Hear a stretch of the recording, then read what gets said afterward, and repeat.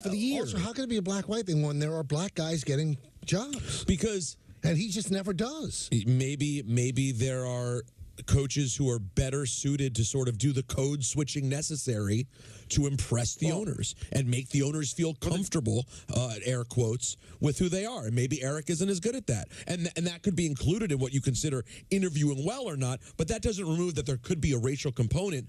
Eric could be dealing with a racial component that someone else is not, that the new head coach in or Tampa is not. Is that where he went? Yeah, and then you got D'Amico Ryans. It's not unbelievable. So maybe Eric is just not able to do that. But I think, frankly, they would have liked the look of Bieniemy as head coach in Washington if he had killed it as the OC. I just don't think he did. I just don't think he kills it in the interview either. I think there's something that we don't know. There's been reports that there have been some things that happened, back in the day, but again, it hasn't stopped him from working in the NFL. So I can't imagine there would be enough to stop him from being a head coach if you felt that he was the man. There's a difference on being the face of the team. I get it, but it's not like we don't know who he is. And if it was that nefarious, I think it would come out and it would really cost him a chance to even work in the NFL. I mean, being an offensive coordinator is not low profile, especially when you're doing it on a Super Bowl team. But, Stephen A. Smith was on Real Time last Friday with Bill Maher, and the subject of race came up, and Stephen said that, sometimes there are things that are looked upon as being racial issues, and it's just the fact that they don't like you. Like maybe whatever reason, they don't like him. They don't like him as a head coach. They don't like him as a person. I don't know what it is. If they didn't like him as a person, I don't think they'd hire him anyway, but there might be just something about him.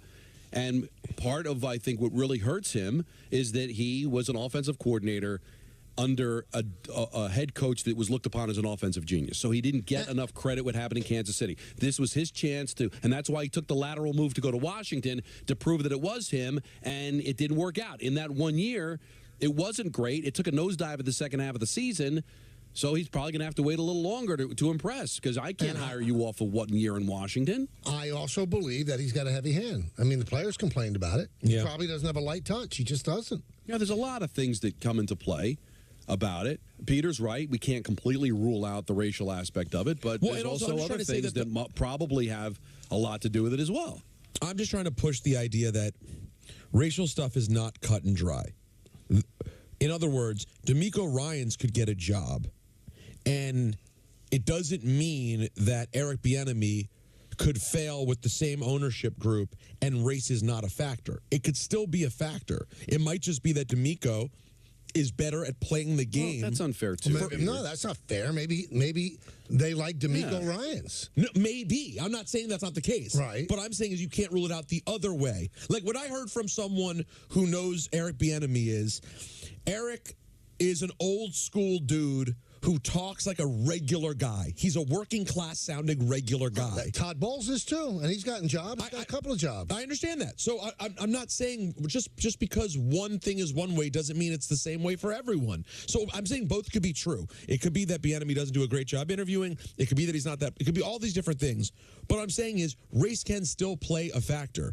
I don't think that's the case in Washington. I think they really would have liked him, and he just didn't do a good enough job with the offense to get considered. He had a rookie quarterback who things started out really well with.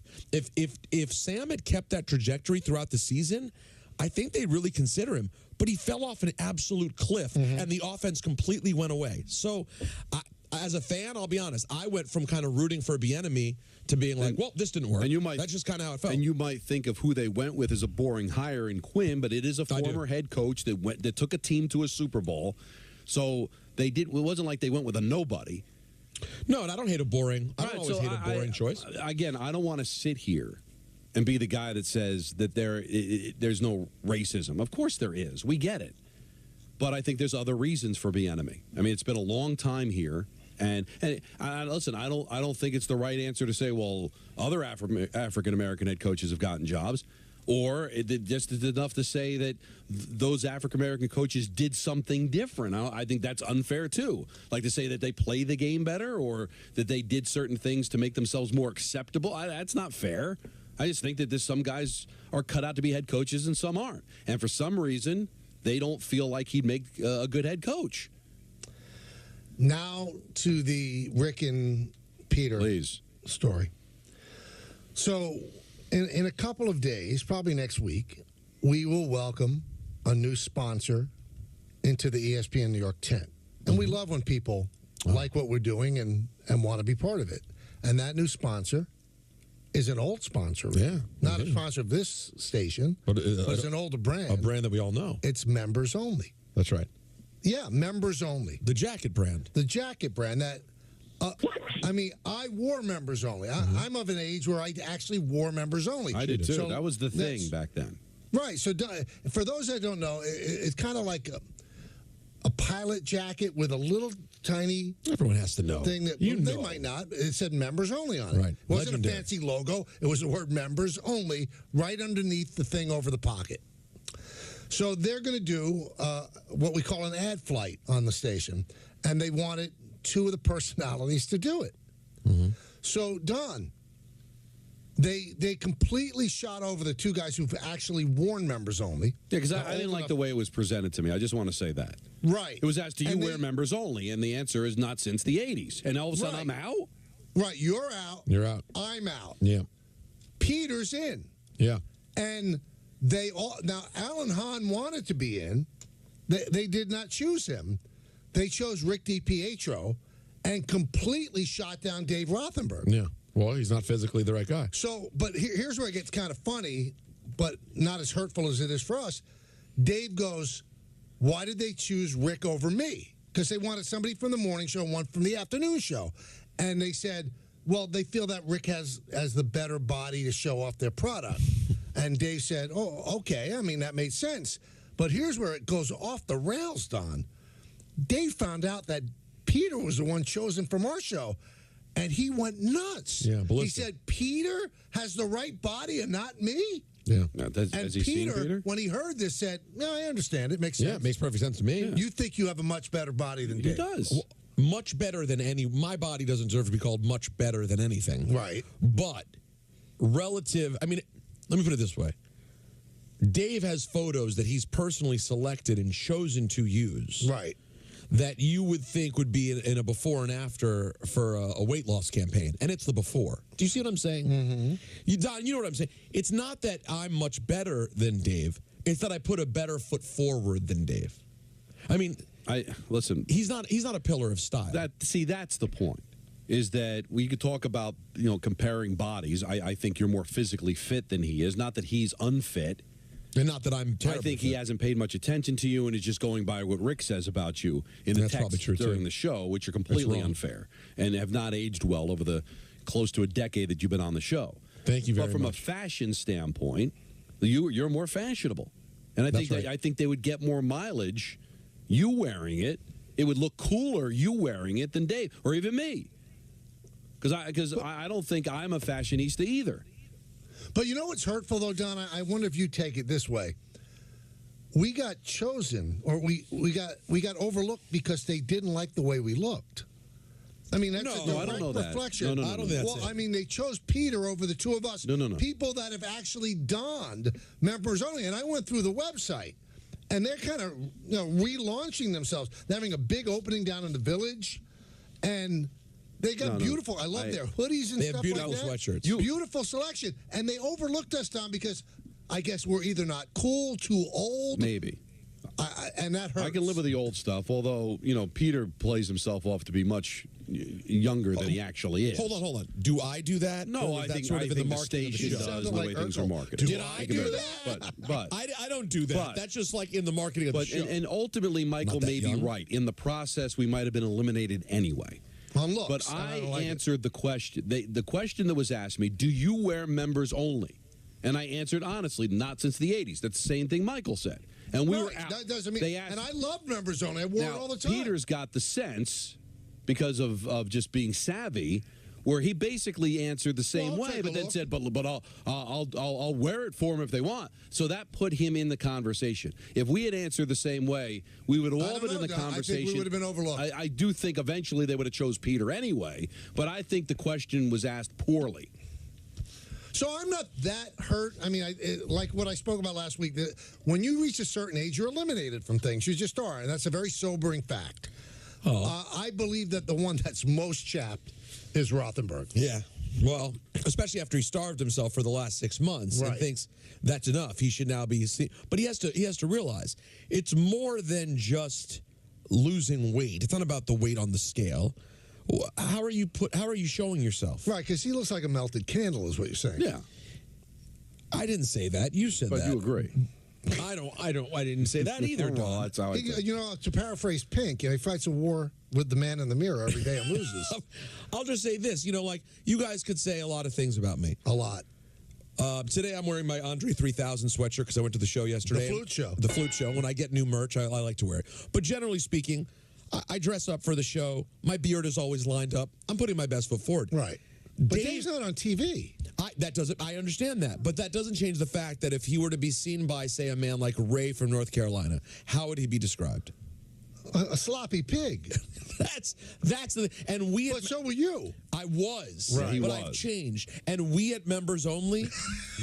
we They chose don't- wisely. We don't see you as a member, Dave. That's the thing. We don't see you as You are one of the only members. Rick and I are members. Right. Dave is not. And by the way, I'm open to both Well, you and Don becoming I members. got to just tell you, the way this whole thing went down, Michael, they named the company aptly. It is. Yeah, they're very want selective. hip young people. And that's I'll fine. tell you what, members only. You might not want to use me for your campaign. That's fine. We're just happy that you're going to be sponsors for the show. But I really like the hoodie. Oh, no, the hoodies are so beautiful. If you give me an XL hoodie, Hey. we're good. I'll never say a disparaging Now word. listen, I wear nice things well, right? You all love that NHL jacket. Then wait a minute.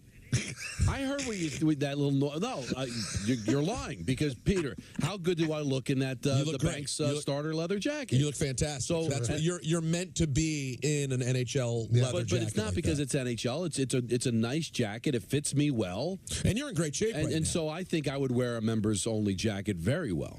I remember the coveting well, thing. but Don, we got skipped over. What are you going to Well, do? but I still believe I would have been in the running had the question been phrased better. I agree. If by the way, if the pinhead suit came in and said anybody up for getting involved in a campaign for members only, I might have been into it. But when you just ask the question, any of you guys I'm wear gonna members talk to only? I'm going to talk to my friends All right. At MO? at MO, Mo, we call the team, Yeah. and see if we can get you and Don some nice stuff. 'Cause I think, I just need a hoodie. I'm a big hoodie all right, guy now. all right. Don, take a look on the website. I'm gonna see Do what I they can have for you. any? Because it was a coveted thing back when I was in high school. So this is between 82 and 86. The leather members only jacket. We have some leather. I think they have a camel hair one too. We have a few different options, Don. You're already weeing them. I already consider myself. I'm part of the family. Oh, there it is. I have. Here's what I got. I have the men's faux leather racer jacket. Faux leather. Oh. That's faux leather. They call that Corinthian leather. Yeah, I have a Leather. couple of different faux leather racer jackets No, that are it's beautiful. called fake moose. It's fake news. Then there's also a varsity jacket, Oh, I like that. which With is a big lovely. M on it, right? Because that could be for Michael. Now Big this M. one's how about this? What? Suede. I'm not a suede guy. Yeah, but suede gets ruined in the There's rain. too much maintenance. Now how about this? Bit pricier, but I could talk to my friends at MO. Right. I got a members only men's lambskin jacket. Yeah. Don, you use Smooth. lambskin, so that'd be a Excuse great me? jacket for you. Not the same lambskin.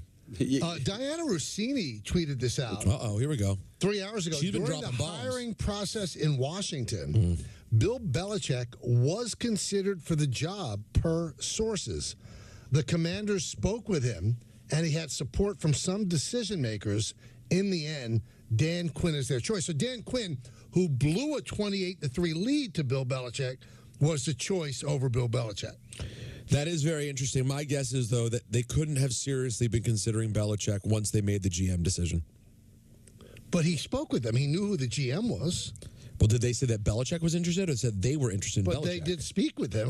Why would he speak if he wasn't? Well, maybe they spoke and they said, "Hey, would you be cool having the GM run the show?" And he goes, "No." And they go, "All right, cool, good talk." So let's break this down, okay? To the Two powder. people. You've got people in there that want Bill Belichick for obvious reasons. And then there are people that want Dan Quinn. How do the Dan Quinn people win out? How are you going to tell me that Dan Quinn is a better coach than Bill Belichick. There has to be something else involved, and I think it's just the power aspect of it, right? He comes in here, he's going to make too many changes. We've got a lot of cooks in the kitchen here that aren't going to want to take a back seat to Bill. That's got to be it, right? Or is it they feel the rebuild is going to be too long for a 71-year-old? Hey, listen, you can't knock Washington. Everybody skipped over Bill. But and Pete Carroll. You guys laughed at me when I said Pete Carroll wouldn't get a job. But I'm shocked. I'm shocked at it as well. But the thing with Bill is, if it was an age thing, then why would you even discuss him, bring him in the first place? Right. It didn't take you by surprise. So, oh, wait, you're 72? It just I really do believe the way the NFL is structured now, they don't have any kind of an appetite to pay somebody millions of dollars and be solely in charge. I think the new hip thing is to have a bunch of people involved, and everybody's got they do their work, and they're all part of the decision process, and you don't have one monster guy doing everything, unless you're the Jets and it's Aaron Rodgers. Hey, by the way, this is an interesting little tidbit. Okay. Yesterday... That was very Stewie the way you said it. ...was Rob Saleh's birthday. Yeah, Bob. And I texted him. You did? Happy birthday, yep. Got back to me. But the Jets, I'll do it in my Stephen A. voice, the last 14 years in a row on social media, the last 12, I'm sorry, thank you. The last 12 years in a row, the Jets have tweeted out, happy birthday to the head coach. Happy birthday to the coach. Including Saleh. To Robert Saleh. But not this year. Not this year. Why do you think that is? I think it was just somebody forgot. Somebody dropped the ball.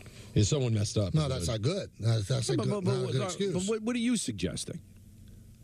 I'm just putting it out there, buddy. No, but you know the Pandora's box that opens up by not doing it. Why would they want that kind of heat? Maybe they want to send a tiny little message. Well, the message... Coach better. Hey. If you want a happy birthday wish from us, coach better. Well, you know what? Let's see if the company wishes me a happy birthday How about this tomorrow. for a message, a pink slip? You let him go. I mean, why are you playing games? Really, honestly, Michael, why would that be a strategy? You know, we're not really happy with Robert Saleh. We're forced to keep him because Aaron Rodgers wants him. So, but let's get a dig in, and for the first time in a dozen years, let's not wish our head coach a happy birthday, just to send a little message. Why? So everybody talks about how you didn't do it? How is that a good thing? Well, it's not a good thing to forget. I'll say because that. the people running these social media accounts don't get paid a ton, and somebody probably just dropped the ball. I get it, but they'll send out a birthday wish to the third-string left guard. Right. This is the head coach of the team. When it's Aaron Boone's birthday in March, I'm sure the Yankees are going to send out happy birthday, Aaron Boone. If it's strategic, it's one of the dumbest things I've ever heard. It can't be. It just can't be. It has to be a mistake. Well, you know what? Whatever it is, it's painful. Don, and if you're in pain, what do you do? Well, you call our friend Dr. Jay Shah.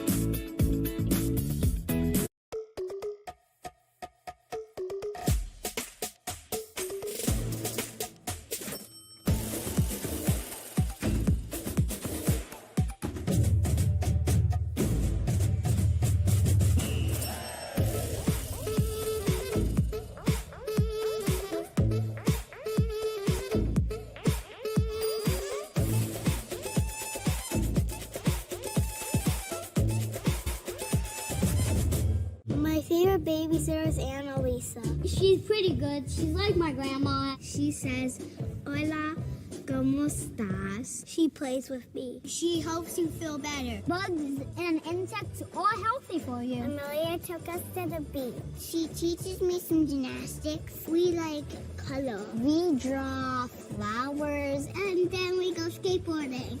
From babysitters to nannies to daycare centers. Find all the care you need at care.com. It started when he ordered his Brunt work boots. He's going on about how they're comfortable as sneakers, but he never takes them off. With his buddies at night, I caught him in the shower, and he just goes, "What? They're waterproof." Brunt, the tools you wear. With ButcherBox, you never have to worry about what's for dinner. We deliver grass-fed beef, organic, free-range chicken, humanely raised pork, wild-caught seafood, and so much more. Get high-quality meat sourced from trusted partners with free shipping always. So you can always be prepared and enjoy the important things. Sign up for ButcherBox today. Listen, we get that ordering a suit online can seem a little risky. That's why we have a home try-on program. Go to thebblacktux.com/try. With so many good options, it might be hard to choose. We'll ship your selection to you to try out for 48 hours on us. When it arrives, put it on and make sure every detail's perfect. Once your 2 days are up, pack it back in the box, attach the free shipping label, and send it back to us. And when you're ready to rent for real, just head back to the Black Tux and make your order official. Switch to Square and take charge of your business and your time. Switch to fast setup and even faster checkouts. Switch to making every sale, every way you want, and every way they want too. Switch to one system connecting every tool to every task, even as your business grows. Switch to taking control and taking more free time, whatever that means to you. Make the switch to Square today. Visit square.com to get started. Guys with bad jeans, are they worth it? Jeans go with everything. They go with nothing. Dudes, get the new Only Pant by Fabletics. Awesome. Want one pair of pants that does everything like magic? Breathable cooling tech. Always stretch. Secure phone pocket. Bro, I'm in an Only Pant ad. Water repellent. Work, golf, date night, hiking, biking. It's so everything. See this stretch? You forget about the deal you're getting. It's our biggest sale of the year. Get the Only Pant for $19 at Fabletics.com. Bats from home any season, anytime. See game speed pitches from more than 600 pitchers. Get ready for game time with game simulations. Face your friends in live competitions. And train like the pros with expert drills and metrics to track your progress. So when your moment comes, you'll be ready. Win reality. Baseball uncaged. When I hit 80, I needed help around the home. A friend of mine told me to call Freedom Care, and they'll pay my granddaughter to take care of me.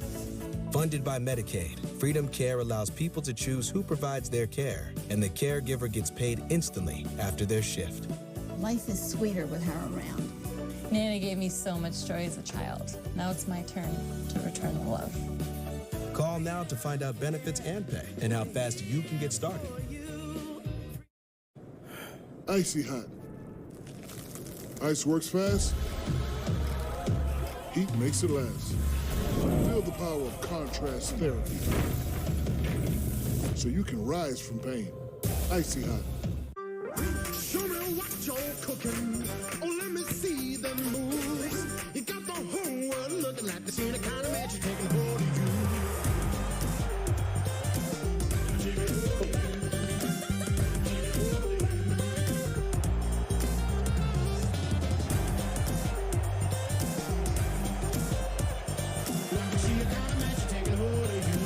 If you get Yes on TV, then you get the Yes app for free. Download now.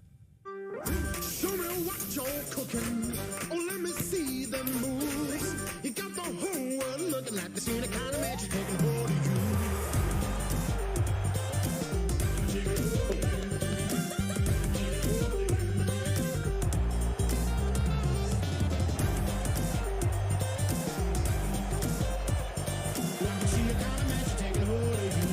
If you get Yes on TV, then you get the Yes app for free. Download now. We're all trying to put together the pieces. And the wheels are turning. This is a move you have to make. It's going to be a chess match. Yankees hot stove is back. A lot to talk about. He's that important. He's that impactful. Plus, you never know what guests will join us. We all smoked in those days. If that was you then, get your lungs screened now. It's easy to stay safe online. Learn more at CISA.gov/secure-our-world. Visit linkedbylovetv.org to learn more about kidney disease, transplantation, and prevention. Get the facts, get checked, and get healthy. You are watching Yes.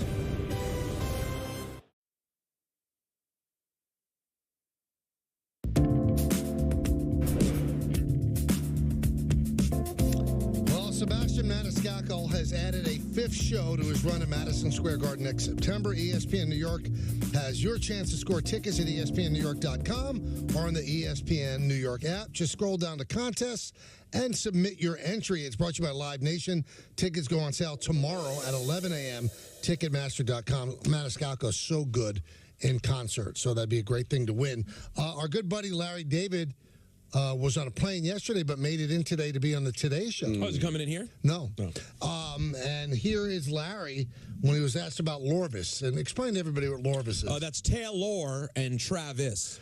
Larry David on the Today Show about Lorvis. What do you think about Travis and Taylor? You've really got a nerve. Yeah. You know? You've really got a nerve. You bring it out in us. By the way, We weren't going to. I used the S word once before on this show some years ago. Oh, geez. I'm prepared to use it again in answer to that question, and I think you know it's I don't give. Okay. Yeah. Right. A schnoodle. A Yeah, schnoodle. a schnoodle. Yes. Okay. Thoughts, Peter? He doesn't care. I mean, did you think Larry would care? You know what? I don't mind the take, I don't care. Yeah. I mind the take, I hate her. Right, yeah. I could say, you know, she comes on screen, I don't care. I care. I'm a fan of hers. I don't care. Yeah, he's just saying he's Yeah, talking you about... don't care, right. He's saying he's talking about football. He just does not care who's dating who. Right. That's fine. That's fine. He's not going, he's not saying don't bring it up See, because that's I'm the point. disgusted by it. But that's the life. When people don't care, they take it a step further and they want it to be stopped. I think you can not care. It's when you hate and when you try to stop it. What are you doing? But I got no problem with somebody not caring. You know, for all our talk about it, though, yesterday, no one called up and said, I hate it, I'm sick by it. The guy from Dallas. One guy was sort of like, well, they show her too much, blah, blah, but no one else called. I'm telling you, it's made up. Well, but it's fake news. Well, it's not fake. It's just that it just shows you how weak the opinion is. Because they can't debate it. Even the guy from Dallas will look awful doing it. We don't really have proof that there are people actually actively thinking. Again, on social media, but social media is an easy... Social media is fake. You want to talk about fake news? That's social media. And by the way, it seems like more and more, can we just be real? Doesn't it seem like, guys, more and more people don't care about the opinion of social media?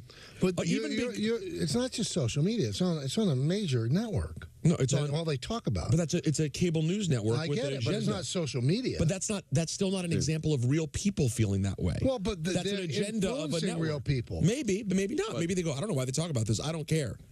Like, I refuse to accept that the idea that everyone who leans right politically gets mad when they see Taylor Swift. I don't believe that. I do not believe that. I think most people truly don't care, and angry, bitter people do care. I mean, there's not that.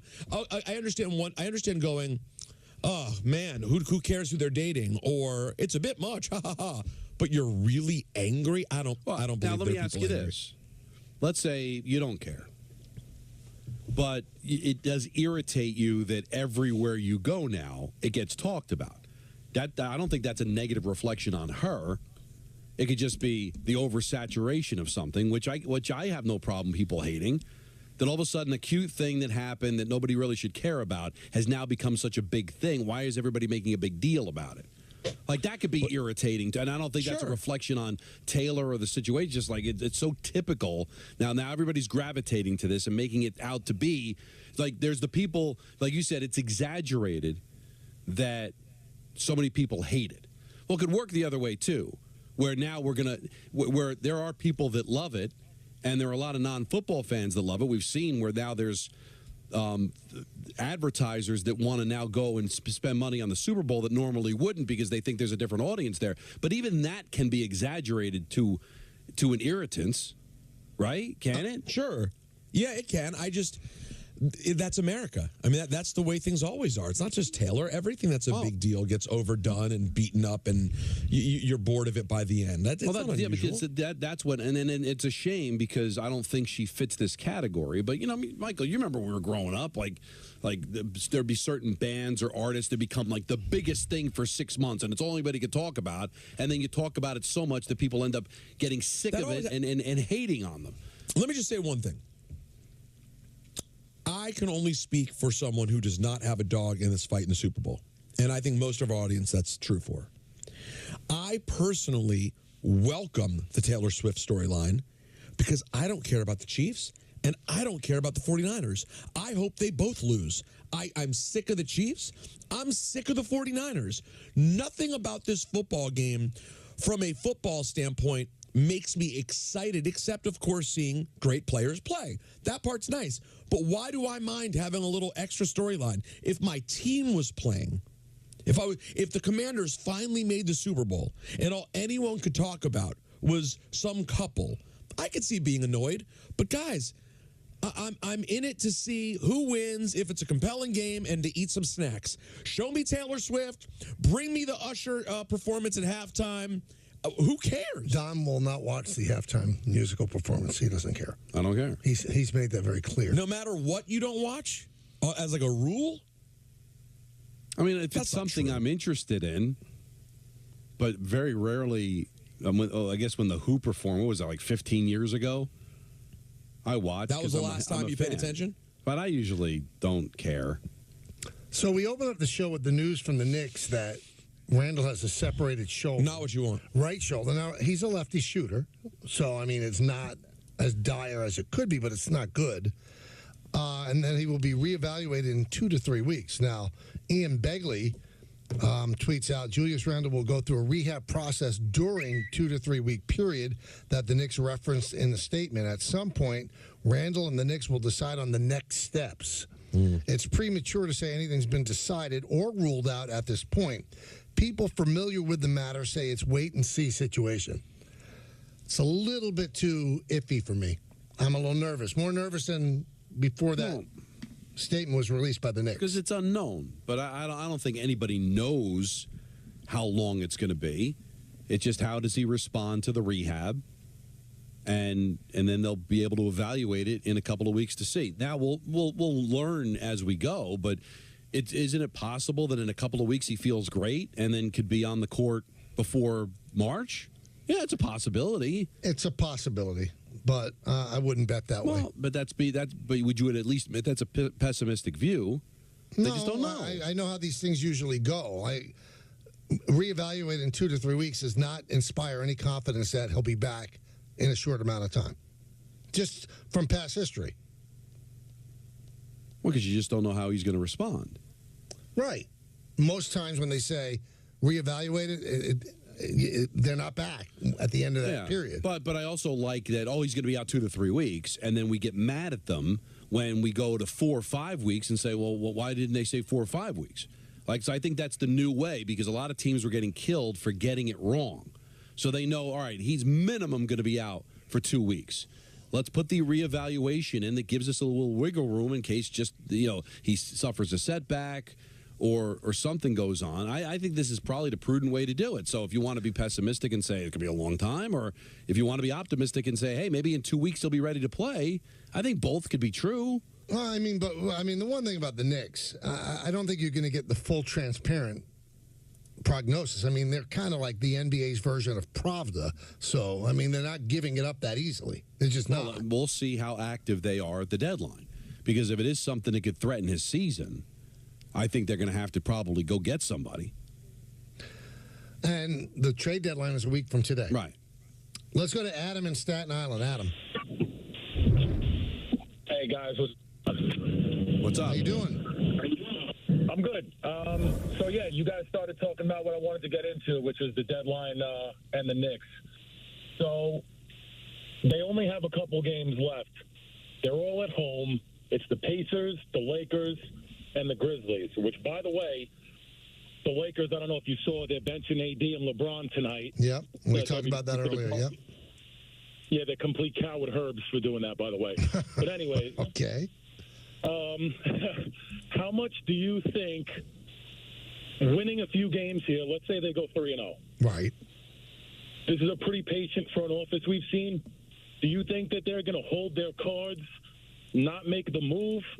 Do you think that they kind of see what they have? They went 14-2 in January.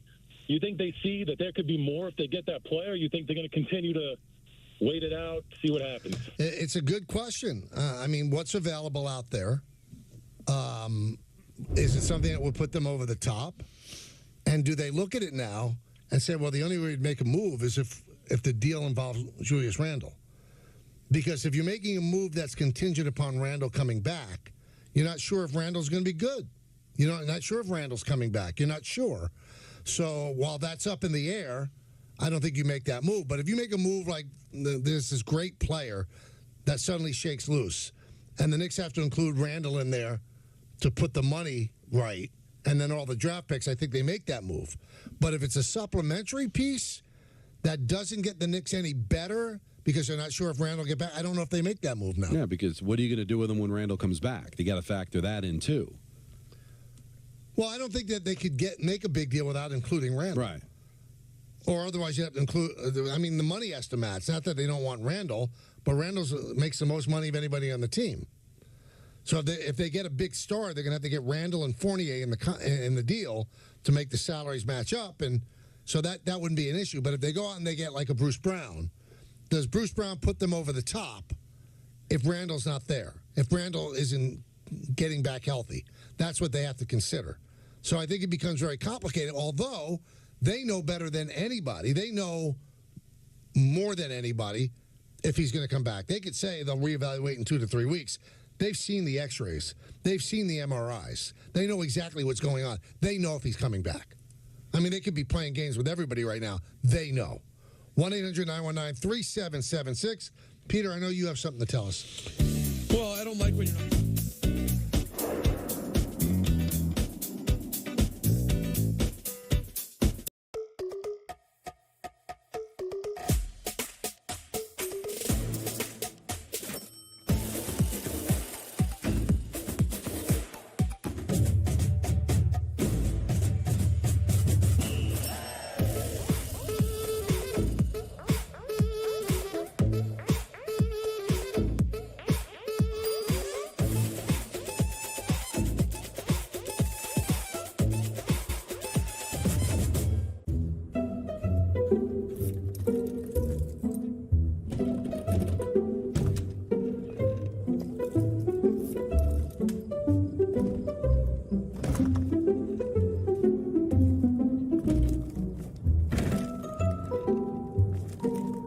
There's an easier way. From little fixes to big projects, taking care of your home is easy with Thumbtack. Download the Thumbtack app and start caring for your home today. Guys, let's be honest. Buying pants sucks. It should not be this difficult. I'm looking for that one pair of pants that does everything. These just came in. They're the only pant from Fabletics Men. 4-way stretch, done. All-way stretch, you're going to feel the difference. The best thing about the Only Pant, honestly, everything. You almost forget about the deal that you're getting. Same premium quality as Lululemon, but at a third of the price. Beautiful ladies, loving it. Beautiful family, jealous. Bride is the best day of your life. There's that smile. That's a keeper. Let's get the lucky men in here, huh? Oh.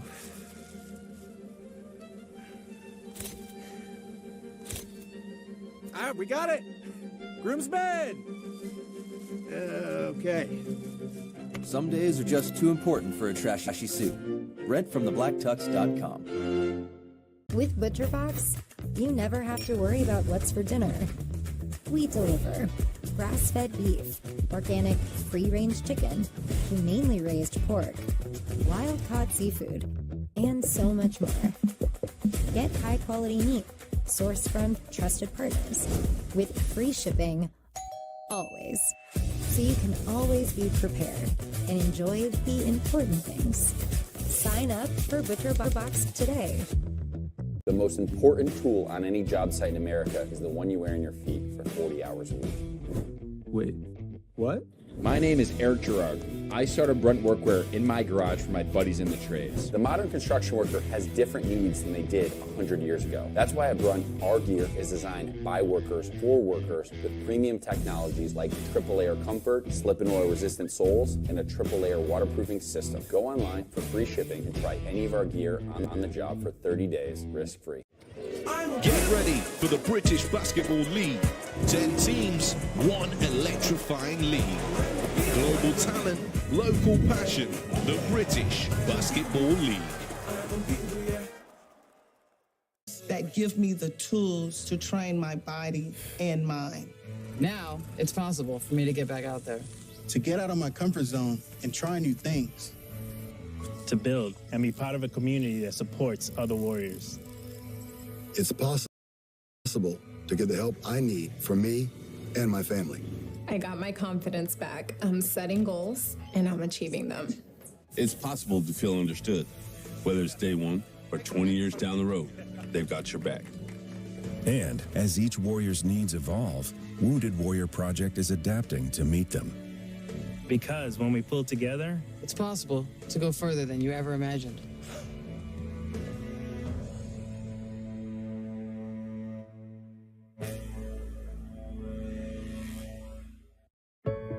New Yorkers are tough and work hard.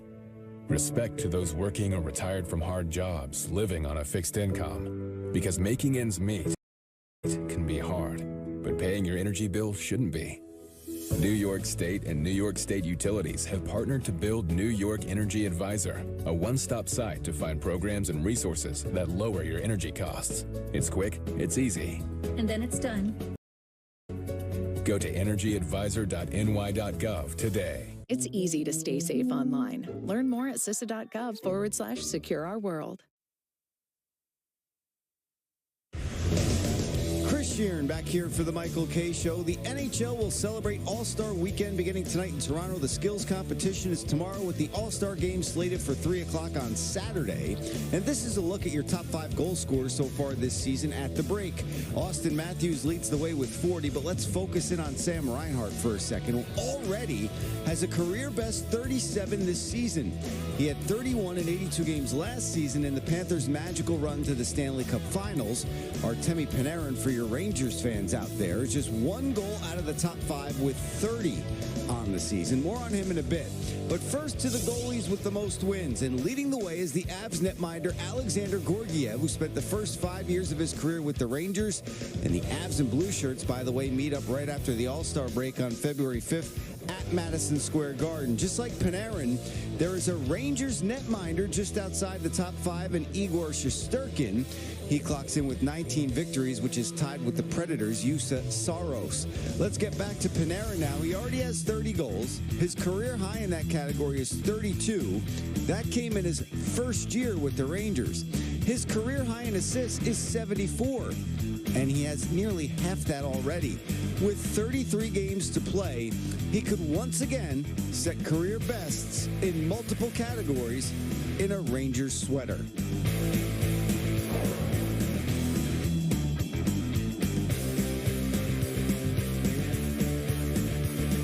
Open up with what you just said. So we the Reach Out and Touch tour continues next week. Oh, we're really out there next week. It's so much so that it's on back-to-back days. Yeah, next Thursday we will be at the Islanders UBS Arena. Regular show, not a hockey show, but we'll be doing the show from that beautiful arena. Darn right we will. And I'm hearing that they're going to open the doors at 5 so people could come in and pay homage to Peter. Why to me? Why not you? Peter almost had hypothermia last time we were out there. Oh, boy. You know what? You better bundle up, or I know you'll try to snare more Islander gear. No, I already have a jersey, right? So I'll probably wear my Islander jersey. Right. But I might have to wear a sweatshirt under it if it's going to be freezing on the concourse. And then on Friday... More Long Island. Our Super Bowl show at Plot Deutsch. It's the name rolls right off the tongue, doesn't it? Plot Deutsch. So come on by. If you're listening and you want to reach out and touch us, do it. What does Plot Deutsch mean? I don't know. Look it up. How do you spell it? I don't know. P-L-O-T? No other way to spell plot. It's nothing to do with that scene in Donnie Brasco, right? All right, here we go. Plot Deutsch meaning. Had to see the movie, I guess. We saw the movie. We chose to ignore it, I think it's just a German dialect. Could that be possible? I would think. Maybe. So, if you're the father of a quarterback who's great, do you, in fact, think that your son is the best quarterback ever? Are you talking about Pat Mahomes Sr.? Pat Mahomes Sr. was on with Greeny today. Big get. And this is what he said about where his son stands in the pantheon of greats. Do you think he's the greatest quarterback of all time right now? That's still to be determined. Still has a way to go. I have mad respect for Tom Brady, and I grew up as a Joe Montana fan. Those guys are that ilk. So he's on the right trajectory, but right now I would still say those guys are better. I mean, I think he's the most athletic quarterback that we've seen. I think he can do a lot more things than some of those other guys could do, but the name of the game is winning, and those guys won at a great rate. Right now, Patrick, is doing what he needs to do, but those guys, to me, still have the nod. But, I mean, he's coming. I mean, that's a dad. So it is amazing what winning does, because neither Montana nor Brady had anywhere near the physical talent of Dan Marino. But Dan Marino went to a Super Bowl and lost. I don't think, Don, that they have anywhere near the talent of John Elway. And he won 2 Super Bowls, but he didn't win 4 and he didn't win 7. So it all comes down to that, because if you pick apart and just like slice and dice them and study them under a microscope, Tom Brady's not an incredibly talented quarterback, right? I mean, yeah, if you slice and dice them and Montana didn't have a great arm. Not the biggest arm. Right. Just incredibly accurate. Yeah. Incredibly clutch. Yeah. God, I hate saying this because I do hold winning in a very, very high regard, but boy, does it come across as lazy, right? Especially in a team sport. I mean, he can go out there and ball next Sunday, and they lose because the defense doesn't play well, or the offensive line messes up, or some receivers drop the ball, and Purdy wins. Does that mean Purdy's better because he beat Mahomes? Now he'd be 2-2 in the Super Bowl, so that means he could never be Montana because Montana went 4 for 4. I mean, it just seems ridiculous. One of the greatest quarterbacks I've ever seen up until Aaron Rodgers, Peter and I have talked about this, John Elway. John Elway was athletic. He had a gun for an arm. And he doesn't get held in the same regard because he didn't win his 2 Super Bowls until the end of his career. Meanwhile, when he was a much better quarterback, he was 0 for 3. Those teams had no business even being in the Super Bowl, but then he gets destroyed because he didn't win those games. They weren't winning those games in Denver. They weren't beating the Giants. They weren't beating the 49ers. They just weren't doing it. They weren't good enough to do it. John Elway put him there on his back, but now it's a negative because he lost so many Super Bowls, and Montana's considered the greatest because he went 4 for 4. Come on. Because if that's the case, I'm sorry, Terry Bradshaw does not belong in the conversation with Mahomes and Brady and Marino and all, and he's 4 for 4. And you can also, I mean, you can't make the case that Joe Montana is a better quarterback. Forget about winner. Than Steve Young. You can't. Well, I think Steve Young was a much better athlete. Yeah, and the things he did was amazing. But I know we put so much on the quarterback's back, and sure, we get it. It's a huge percentage of the game, but it's not the entire game. Yeah, there's a defensive aspect to it as well. And also who's around you. So the same quarterback, Patrick Mahomes, who's in the conversation as the greatest quarterback of all time, almost had 0 chance against the Buccaneers a few years ago because his offensive line stunk. So is that bad on him? Or just, you know what, the circumstances told him he wasn't going to win that day? So I want to give some love to a WNBA player. Interesting. So they've decided the All-Star game to have a 3-point shooting contest between Steph Curry and the great Sabrina Ionescu. So when I first started reading about it, they said that Curry was going to shoot from the NBA 3-point line, and that Sabrina was going to shoot from the WNBA 3-point line. Makes sense. And I said, well, then that's not really a true competition. It makes sense, but what you're saying makes sense, You're not doing the same thing. Right. But you know what Sabrina Ionescu did? Give me the NBA. Give me the NBA Love line. it. Now it's a true competition. Now we're going to see who's the better 3-point shooter.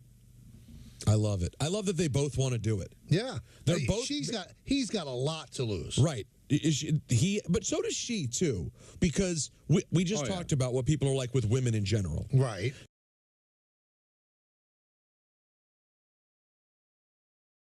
She is one of the greatest shooters on planet Earth. Right. And a joy to watch. And it would make complete sense if in a spot this big, something that's never been done before, she freezes and just has a bad night. We've seen some of the best shooters ever freeze and have bad nights. But if she gets it, it's like she's letting down an entire gender. And you have all these idiots who are going to point and go, see, that's why we shouldn't have them competing with men. So she does take on a certain risk. On the flip side, you're right. Those same pigs, if Steph were to lose, he's going to jump all over him. They'll jump all over. I mean, think about it, what Steph is doing. Michael didn't do dunk contests later on in his career because what did he have to win? Right. LeBron never does a dunk contest. What does he have to win? He can only lose. Steph Curry can only lose in this. If he wins, I go, well, he beat a woman. Of course he's supposed to win. If he loses, wow, you lost to a woman.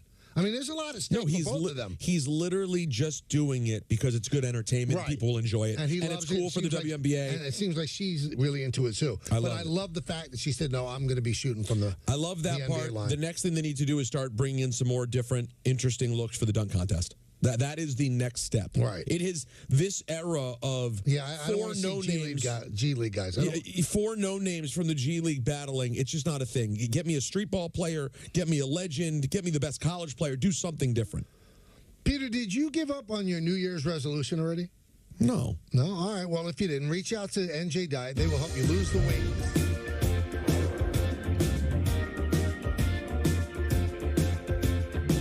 I needed something in the shop, comfortable. I wear Brunt boots, as you see, got them on my feet right now. Keeps you warm, it keeps you dry, triple layered comfort. Comfortable in the morning, comfortable in the afternoon. These feel kind of like sneakers. They're waterproof, durable, been wearing them for over a year now. They're absolutely amazing. This is the only shoe I wear in here now. Brown boots are cool. Wearing Brunt boots, my feet, my back, and my legs don't hurt at the end of the day. Go online and try any of our gear on the job for 30 days, risk-free. This is my coffee shop. And that's me in my custom shirt from Custom Ink. This week, we moved into a new, bigger space and brought on another employee. To celebrate, I ordered new branded gear for the whole team. Everything was so easy to make with Custom Ink's Design Lab. I just chose my products, added our logo, and placed my order. Our new gear really helps us look and feel like a team. Bring your own team together with custom gear. Get started today at customink.com.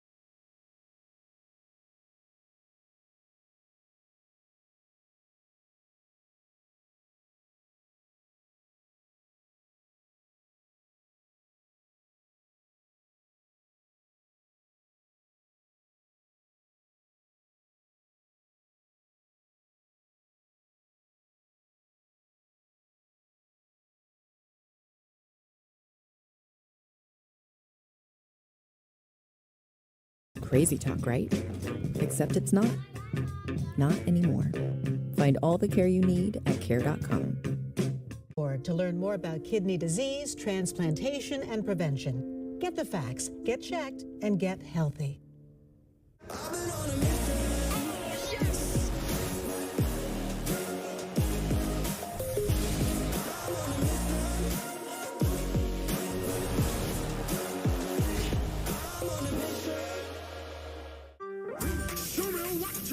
Oh, let me see the moves. You got the whole world looking like the scene of kind of magic taking hold of you.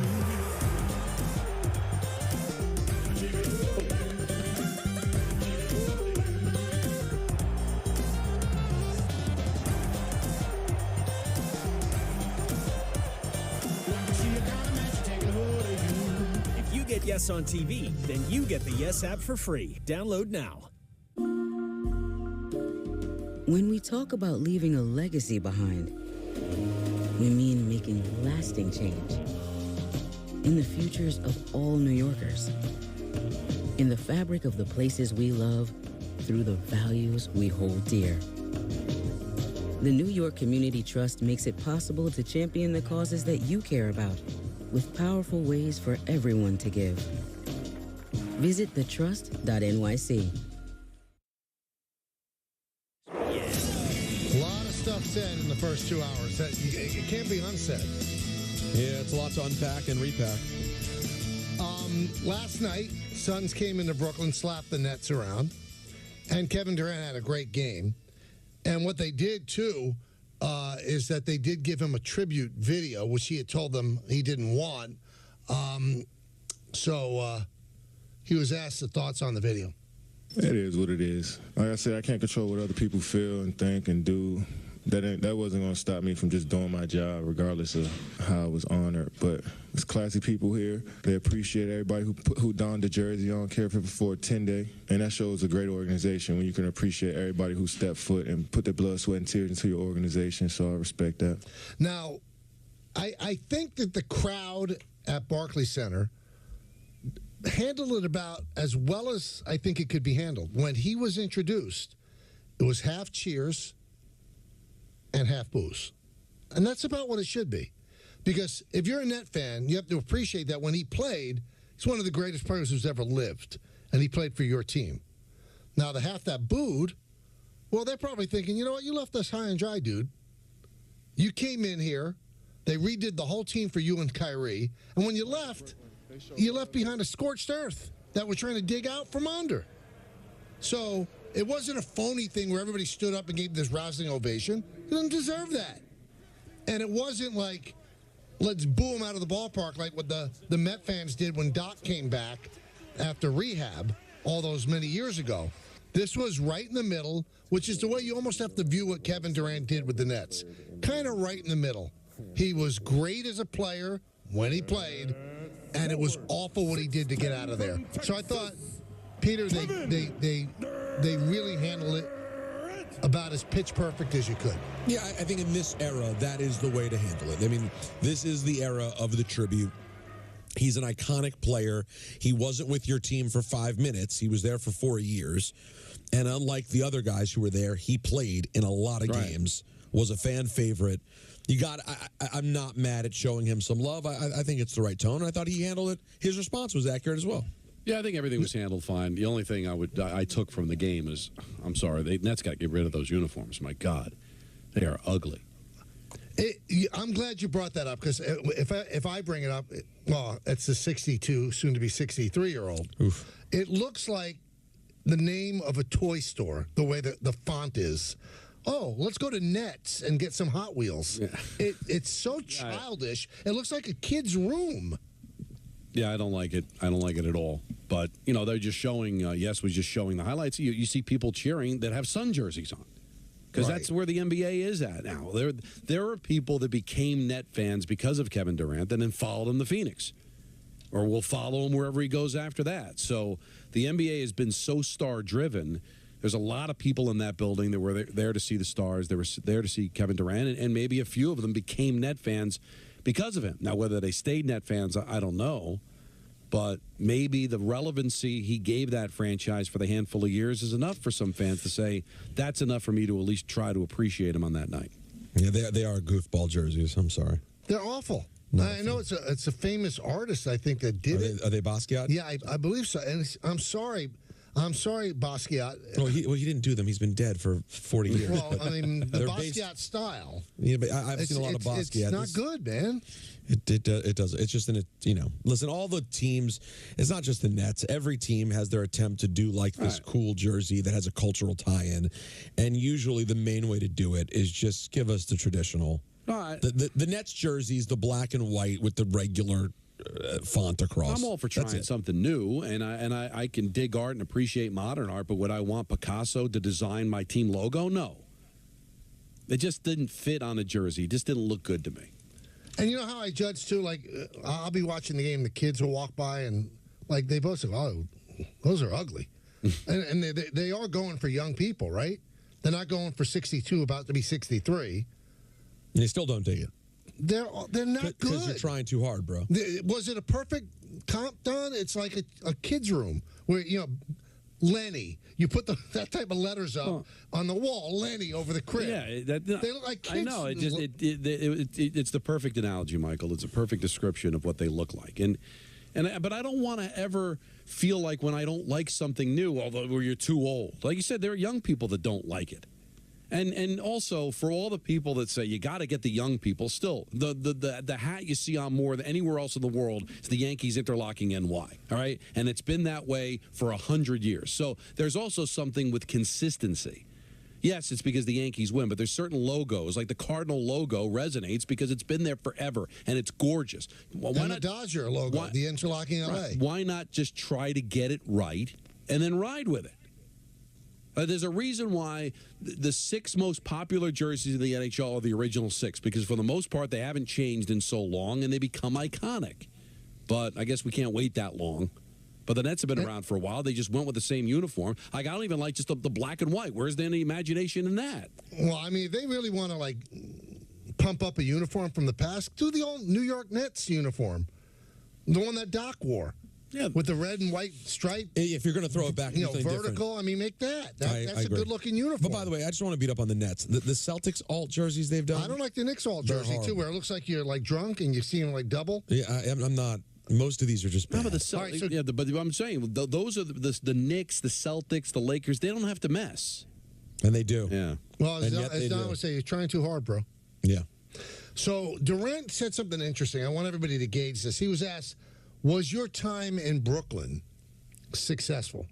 I mean, I like to look at success as the individuals, what you did as an individual, and how you can bring that as a team. As an individual, I mean, I was All-Star every year. I was leading vote getter every year in All-Star games. Sold a lot of jerseys, 50, 40, 90, average 30, all NBA. I mean, was that successful? You know what I mean? But team success is a different thing. But you like to put the team, how the team does, we like to put that on one of the best players and call it a failure. But when you look at the work, if you want to talk about me individually, you can just look at the work that I put in here. I think I've grown as a player. I'm on my way to mastering the game. I think it was, coming here helped me, push me far closer to that, so that's what I try to take from my time here. I was listening to Dan Grosser driving home last night from the studio, and he gave the amount of games that the guy actually played here. Never on the court. Now, the first year he didn't play. So essentially he played 2.5 years. And the years that he played were truncated because he was hurt. So statistically, I hear what he's saying. 90, 50, whatever. I get it. But you got to judge it by, you came here to win a championship. You didn't. But isn't that a window into the motivation? How many jerseys? It comes across as very self-serving and selfish. I'm sorry. The Nets were just a vessel for his own well-being. He wanted to chase that championship. He wanted to do his numbers. I don't want to hear about your numbers and success. No matter what team he played for, he was going to put up those numbers because he's one of the great players in the game. So he could have played for the Sacramento Kings, the Memphis Grizzlies. He was going to put up those numbers. The idea was to come together and to win. That's where you judge it as a success or not. So it's so typical. Like, you can't call it a failure because it looks awful to say failure. So you're trying to doctor it up that I consider a success. That's almost in the category of I'd do it again. By the way, I just want to clarify. Yeah. It was not a tribute to Basquiat, that jersey. I'm confused. Maybe the Knicks did that, or maybe the Nets did another one. No, they used to have a Basquiat, yeah. This was the Cause jersey designed by Cause, who's alive and well. Well, he should reestablish. Okay. Well, I mean, he's done well on his own. Yeah, I'm sure. Kofi sent it out that it's based on the early days of graffiti artists and all. I'm fine. That's good. It just didn't look good in the jersey. Yeah, I think when KD played, they had the Basquiat. Okay, now it's a Cause thing. All right, so in terms of he is on a level of player. I mean, at his size, what he can do, and if he had a smaller foot by an inch. The Nets go to the Eastern Conference Finals. That's right. They beat the Bucks. Sure do. And maybe they win a final that year. Maybe they win the NBA Finals, but they didn't. He didn't play a lot. He and Kyrie set fire to the entire franchise. So I can't really look at it and say it was a successful 4 years. It wasn't. It's not what the Nets wanted. The Nets might have gone just as far winning one playoff series if they had never signed the two of them and kept that whole team together. They might have. So they played 16 games together. Kyrie, Kevin, and James Harden. 16. Yesterday was the 17th game that the Phoenix Big Three played together. And that's in 1 year. 16 games together. I'd say, not just Kevin, because Kevin did what he can do. The whole thing was an abject failure. And Michael, think of it this way. If he thought it was such a success, why not stay? Then you stay. You were going to put up those numbers, but you... And he also, later on, Donnie said how much he loves living in New York. So why'd you leave? Why, because your buddy left? Well, he left for the same reason why he came. He thought that this would be an avenue to a championship. And then once it wasn't, he wanted out. So that's why it's a failure. See, but I don't understand. I mean, there has to be another level to it. It can't just be an avenue to a championship. If he wanted a championship, he would have stayed in Golden State. But another championship somewhere else that would have been considered his. But the other thing is, it's still he would have had to share it with Kyrie. But I guess it still would have been looked upon as his team. That's the problem. He was winning the MVPs in the finals, Michael, with the Warriors, but it was always Steph's team. It was always Curry's team. A team that had won before he got there, and then a team that won after he left. But with the Nets, having never won a championship before, he would be able to take more ownership of that. I wonder, though, because anybody wins who wins a championship alone? You can't say LeBron's titles in Miami were his. They were his and Dwayne's. But it's got to be somebody's. But in the NBA, Michael, it's always somebody's team. Very seldom is it a collaborative effort. You know, when the Lakers, if the Lakers ever win again, as good as AD is, it's going to be LeBron's championship. You know, he looked upon it as Curry's championship. Durant was winning the MVPs, but it was still looked upon as Curry's championship. Like, he wants to go someplace, and it's Durant's championship. And look where I won. I almost won with the Thunder. I went to a final there. I go to Golden State, we win. I go to Brooklyn, we win. Now, and where did he go, Michael? He went to the Suns. He's the man. The Suns have never won. No, they've never won. I mean, they did come close, right? With, you know, the Barkley years, but they never won. So, but I don't think he's going to have his legacy burnished or enhanced by winning with the Suns with Devin Booker and Bradley Beal. So, I don't know what he's chasing. He's one of the greatest players who ever lived, and I think the move to Brooklyn didn't make sense. Especially, you had to know who you were making the move with. I mean, Kyrie. He talked his way out of Boston. He talked his way out of Cleveland. You had to know who you were hooking up with to go on this ride. You went with Louise, with Thelma, and you went with Louise. I think, Peter, right, when he originally left Golden State, it was probably to win the championship where he's the man. But now you're getting older, and time's running out, so now it's probably just chasing a championship. So you're right, Michael, it's probably not perfect if he won in Phoenix the way he wanted to win in Brooklyn. But at this point, you just want to get the other ring because you're running out of time now. Perfect situation. That ship sailed already. Now it's just about getting another ring. 1-800-919-3776. LeBron is a bit of a provocateur. Go ahead. So on social media, was it earlier today or was it late last night, Ant? A couple of days ago, he tweeted out an hourglass with sand coming through it. Like the grains of what's those? Like sands through the hourglass. Like sands through the hourglass. Are the days of our lives. So what is he saying? Let's try to get into that mind, the Condor's mind. Is he saying his time in L.A. is coming to an end? Is he saying time till Bronny graduates? Time we're going to make a move, make our team better? He's leaving it out there for interpretation. So Alan Hahn had some fun with this, and it made me think too. Is he saying might be time to leave L.A.? So if it is time to leave L.A., he's not going back to Cleveland, although Cleveland's a good team. No, Cleveland town, it's a wrap. The place that he would go, he'd be the first player in NBA history to win a title for 4 separate teams. Would he come to the Knicks? And if you're the Knicks, would you want him? So let me answer the last question quickly. Yes. Because you'd have to include Randall in that deal. He'd be going back to L.A., Fournier, and send them 4 or 5 draft picks. You can say, well, he's 40. I don't care. You're trying to win now. The way Brunson's playing, you win now. You bring LeBron in, you have a legitimate chance to beat the Celtics. I know he's got a lot of wear and tear on those tires. He's still a great player, and he could still rise to the occasion. That's a move I would make. Don, you? Oh, yeah, definitely I would. And it would be better than when I thought he would come to the Knicks. Like, I always felt like he was going to come to the Knicks at the end of his career and it mean nothing. This could mean something. That could be exactly what they need. Now, is that where that emoji came from? Probably just, hey, we're getting close to the trade deadline. My career's coming to an end here. Let's get it done here because there's a lot of work the Lakers have to do just to make sure they get in. But would I do it? Why not, Michael? Was he still averaging, 25 a game? Right? Is he still up to that point? I mean, he still can contribute. Great. And it's great for him because, and the other thing, too, is I don't think, like Brunson, I don't think would have a problem with it. Oh, no. You know, there's some places where you go, really? We work so hard. Now this guy's going to swoop in and it's going to be all about LeBron James. It's going to be LeBron James championship. I think this team is so cohesive and they don't have egos to where I don't think they'd have any problem with it. And you don't even hesitate if you can get LeBron James on this team. Beyond the fact that I would take him if he was over the hill. He's not. He's still as good a player as there is in the league. All right, so let me throw another variable in. Let's see what you think there, Skippy. All right. You're LeBron. You have to okay the deal. You tell Leon Rose, okay, you have to use your draft pick and pick Bronny when he comes out. Obviously, that's a big variable right now, considering Bronny's barely playing. Let's say Bronny comes out next year. I want you to take it, at least on a second-round draft pick. I need you to take it. Give me your word. If he wins you a championship, Michael, wouldn't it be worth it? Yes.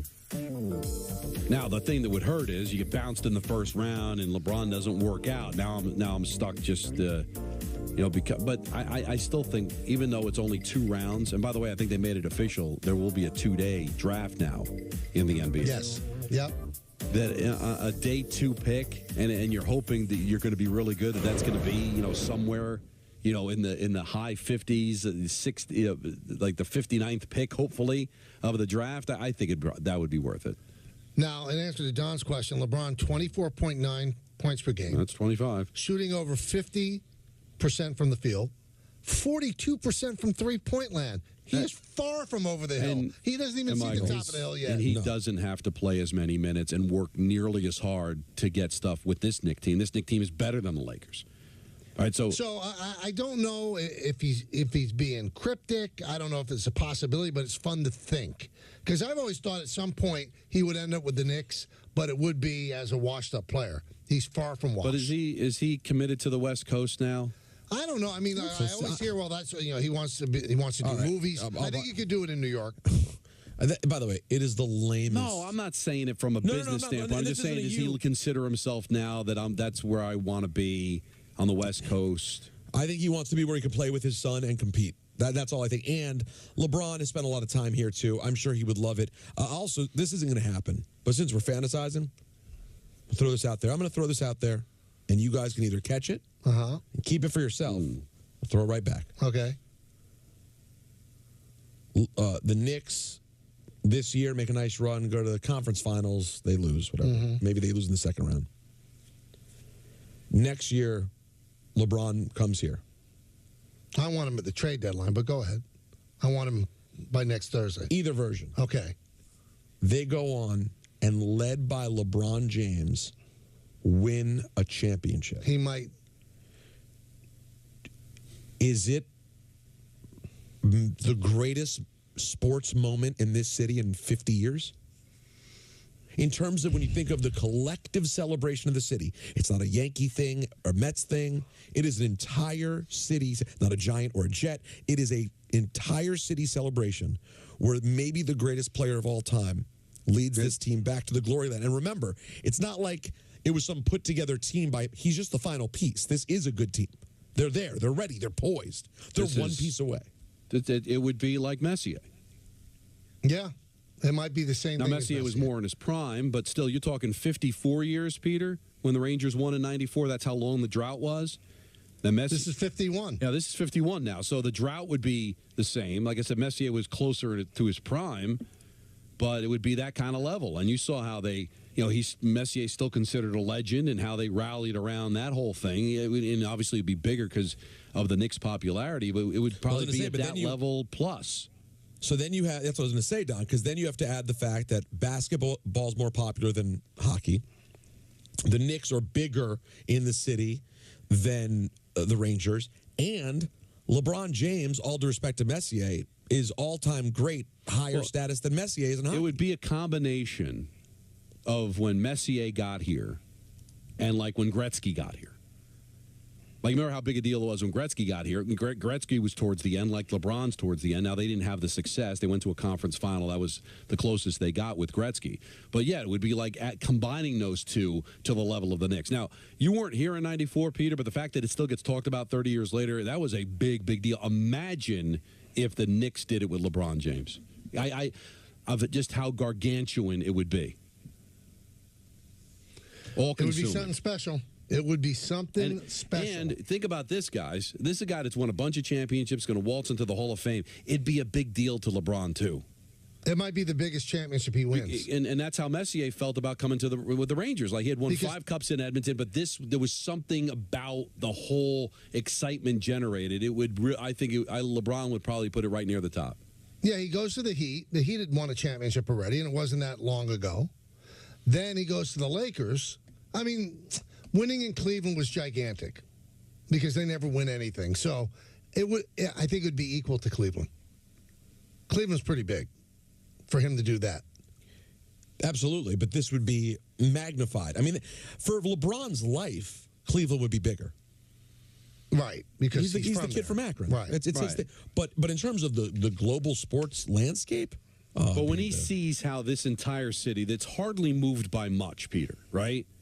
Because it's New York. So, like, what can happen in New York to just get everybody that excited? And 94 was so special because the Knicks were also on a run.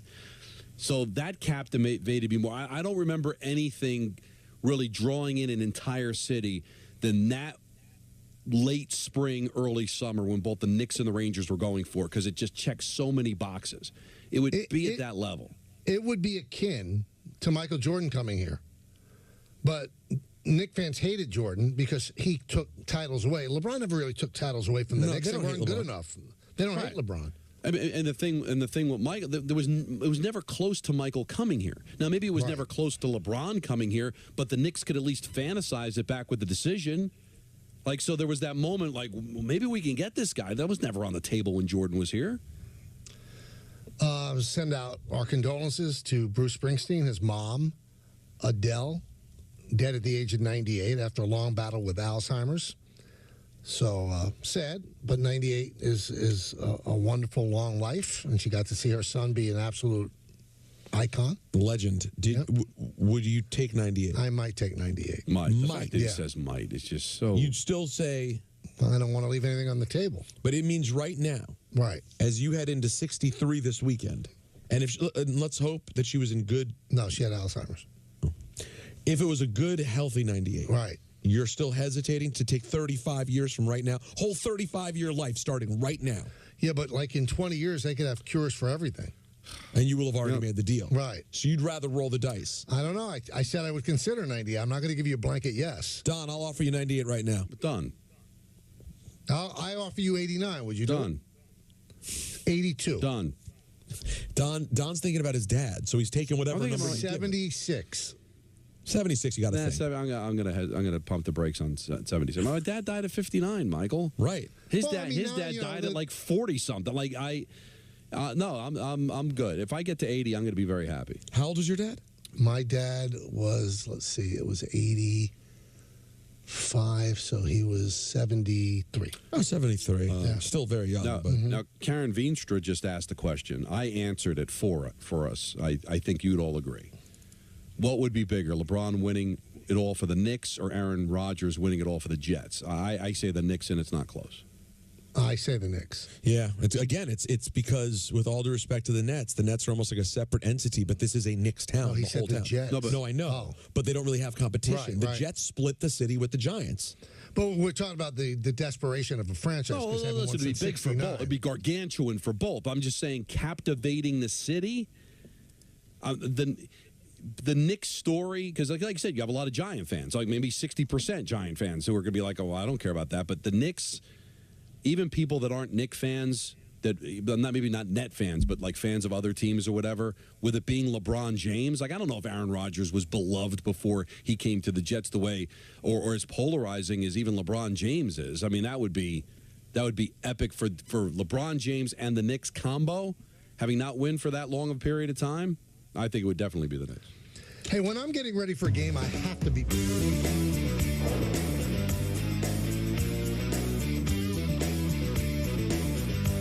Switch to Square and take charge of your business and your time. Switch to fast setup and even faster checkouts. Switch to making every sale, every way you want, and every way they want too. Switch to one system connecting every tool to every task, even as your business grows. Switch to taking control and taking more free time, whatever that means to you. Make the switch to Square today. Visit square.com to get started.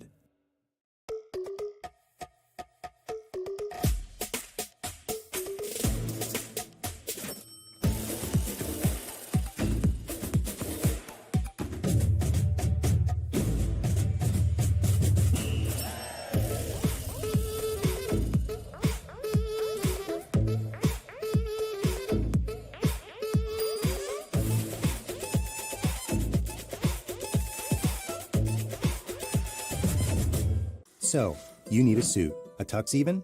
Maybe you got invited to a fancy party, or you're someone's plus one, and the last time you resorted to a warehouse, you didn't like the way you looked. This time, get a better suit from the Black Tux, and we'll deliver it with time to spare. Try it on. If the fit isn't right, we'll replace it right away, for free. And on the big day, you'll look as great as you feel.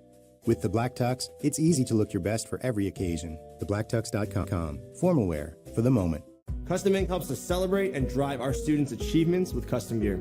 They love Custom Ink's different styles and designs. We love how Custom Ink makes the process simple with their easy-to-use design lab, expert artists ready to help, and unbeatable customer service. Custom Ink allows our kids to show everyone their accomplishments and the pride they have in our school. When we place an order, I know they got our back, so we can focus on the kids. Custom Ink has hundreds of products to help you feel connected. Upload your logo or start your design today at customink.com. I needed something in the shop, comfortable. I wear Brunt boots, as you see, got them on my feet right now. Keeps you warm, it keeps you dry, triple layered comfort. Comfortable in the morning, comfortable in the afternoon. These feel like kind of like sneakers. They're waterproof, durable. Been wearing them for over a year now. They're absolutely amazing. This is the only shoe I wear in here now. Brown boots are cool. Wearing Brunt boots, my feet, my back, and my legs don't hurt at the end of the day. Go online to try any of our gear on the job for 30 days, risk-free. With ButcherBox, you never have to worry about what's for dinner. We deliver grass-fed beef, organic free-range chicken, humanely raised pork, wild-caught seafood, and so much more. Get high-quality meat sourced from trusted partners with free shipping always. So you can always be prepared and enjoy the important things. Sign up for ButcherBox today. Credit where credit is due in Casino Credits. New players, sign up now and get a deposit match up to $100 in Casino Credits when you deposit $5 or more. Download America's #1 online casino or play online today. And get a deposit match up to $100 in casino credits when you deposit $5 or more. DraftKings Casino. The crown is yours.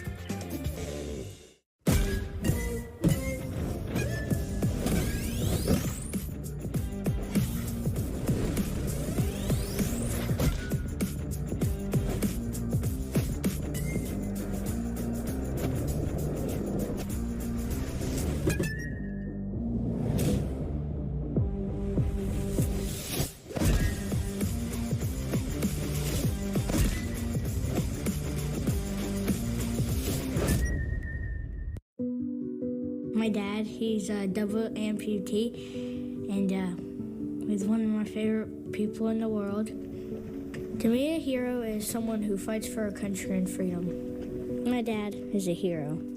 Our troops built this house, and it's basically made for him. My dad can get through the wide doorways. When he is making our lunch, he can reach anything we need. He'll help me build tiny projects. Life is good here.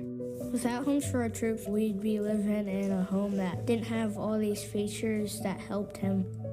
Homes for Our Troops builds and donates specially adapted custom homes nationwide for severely injured post 9/11 veterans and enables them to rebuild their lives. If they get a new house like this one, it'll help them do normal life. My dad's not just a hero, he's my hero. Join our mission at hfotusa.org. If you watch Yes Network on TV, then you get the Yes app for free. Download the app to stream the Nets and experience the game in a whole new way. With a live stat overlay to track your favorite players.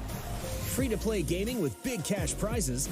And earn and redeem rewards for gift cards and gear. So remember, if you get Yes on TV, then you get the Yes app for free. Download now. Get ready for the British Basketball League. 10 teams, one electrifying league. Oh my, look at this.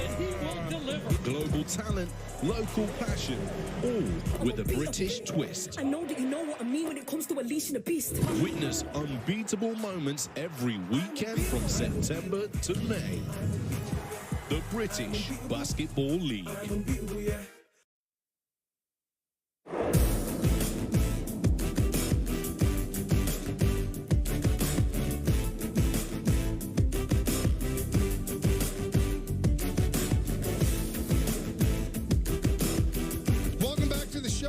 Having a good time today. We are. Yeah. So my last show was a 62-year-old, so I wanted to make it good. Yeah. So far, so good. When I got here, right. You were like 54. Well, how long have you been here? 8? I think I came here in 2015. 2015. I think I came here in September 2015. Yeah, I was 54. Wow. Even when I posted the picture the other day, the video, of me winning the 24/7 3 years ago. Yeah. He looked like a different man. Really? Yeah. You did, or I? No, you. You think I look like a different man? Like how? Like older. I look older now? Yeah. Mm-hmm. That's a shame. Wait, Don, wait till he has kids. Older in the face, older in the hair region. Don, don't talk to Don. Don just as bad. What are you trying to say? I don't think I look any different. Actually, Don looks better. I'm going to end my joke about Don. Don looks better because back then he looked repugnant. Yeah. He was mid-pandemic. Jacob, you're very Yes, objective. Michael. Do you think I look bad? I don't think you look bad, no. No, that certainly wasn't a ringing endorsement. Wow, you shouldn't even ask. No, that's what you're that's worse than what you said. No, you didn't. You actually, your face looks the same. The hair looks different. Well, how does it look different? Pull, hey, Greek. Oh no, I gotta see the. Don't worry, I'm going to have the powers that be at Yes. Can you guys pull up a still of Michael from that Art Truth video? You'll see your hair was different. It was like you had more. It was darker. I cut my hair shorter now. Also, it's probably Don. He'd probably also gotten a fresh dye job. When? Then? Yeah. I got to see it. Was that before I lost the bet or after? No, it's after. It's in the years after. It wasn't that year. The thing I'm curious about. about. I did the dye job when you were here. I know, but did you keep dyeing after that for a while? No, I need to see the hairline. The hairline's the exact same as that's what I'm curious about. We'll see if Greek can come up with a split screen between 3 years ago, Michael, and current Michael. 1 minute. Such a good mood, and you're such a D. You really are. I mean, I'm just You really following brought me his down. train of thought, but it was really bad that you brought this up, Peter. It's awful, Don. It's hurtful, and I won't forget it. Let's see. But keep looking up at the screen. I know what I look like. But what if when we actually pull it up, we realize you look better now? How we feel? Don always says I look better than when we started working. Yeah, you do. But that's more an indictment of what you used to look like than anything at all. Now look at compared to Don, though, who looked like an absolute monster. I did because I didn't have any friends that could do. Because no one cared for him, and they let him do. They let him do whatever he wanted. No, you did. We kept telling you look awful during the pandemic. No, but that's not what he's talking about. I'm talking about the old He's talking days. about Repug, Don with the Caldor jeans and just morbidly older. obese. See this. They went too far. Yes is now showing a shot of you from like 4 or 5 years ago. But the hairline's the same though. The color of the hair is darker. It's called aging, you jerk. I think it's also a little thicker there, isn't it? No. Look, you got like some in the alleys. You got more thickness in the alleys. No, I've always been weak in the power alleys. I'm more of a line-to-line hitter. No, you look great in that picture, Michael. Well, I'll tell you one, your exit velo, though. Oh, it's always been good. Sebastian Maniscalco has added a fifth show. You're also tan there. To his run at Madison Very Square Garden next September. I'm sorry, Peter. The sun doesn't shine here in New York in December and January. Yeah, I don't know. Oh, here we go. That's a back-to-back. That's you. That's back. First of all, that was in the old studio where they actually cared about lighting. Oh, that's also here. They threw us into a closet. You know what? It's a good. Now, you know what, Michael? Watch out. Yes, he's turning on everyone. Now he's taking shots at Yes too. Well, no, it's just this is. I think this was kind of thrown together like paper mache. Yeah, look how you look right now when you look at the comp. Current you looks like the Beetlejuice version of the old you. It's not what you want. The Beetlejuice. Wow. Well, Beetlejuice, he's white-faced. All right, listen, here is the difference with the hairline. If you look at the one on the right, there's a little bit more towards the top of the forehead. You know what I'm talking about? Where that's what I'm talking about. That's the center difference. Center field, if you will. That's the difference. Yeah, you did this is like you're Citi Field back in the day now. Mm-hmm. I think he's done with us, Don. I mean, you've got a set. You're bald at 44. Exactly. You're bald. Exactly. So what do I have to lose? I'm shooting shots out here.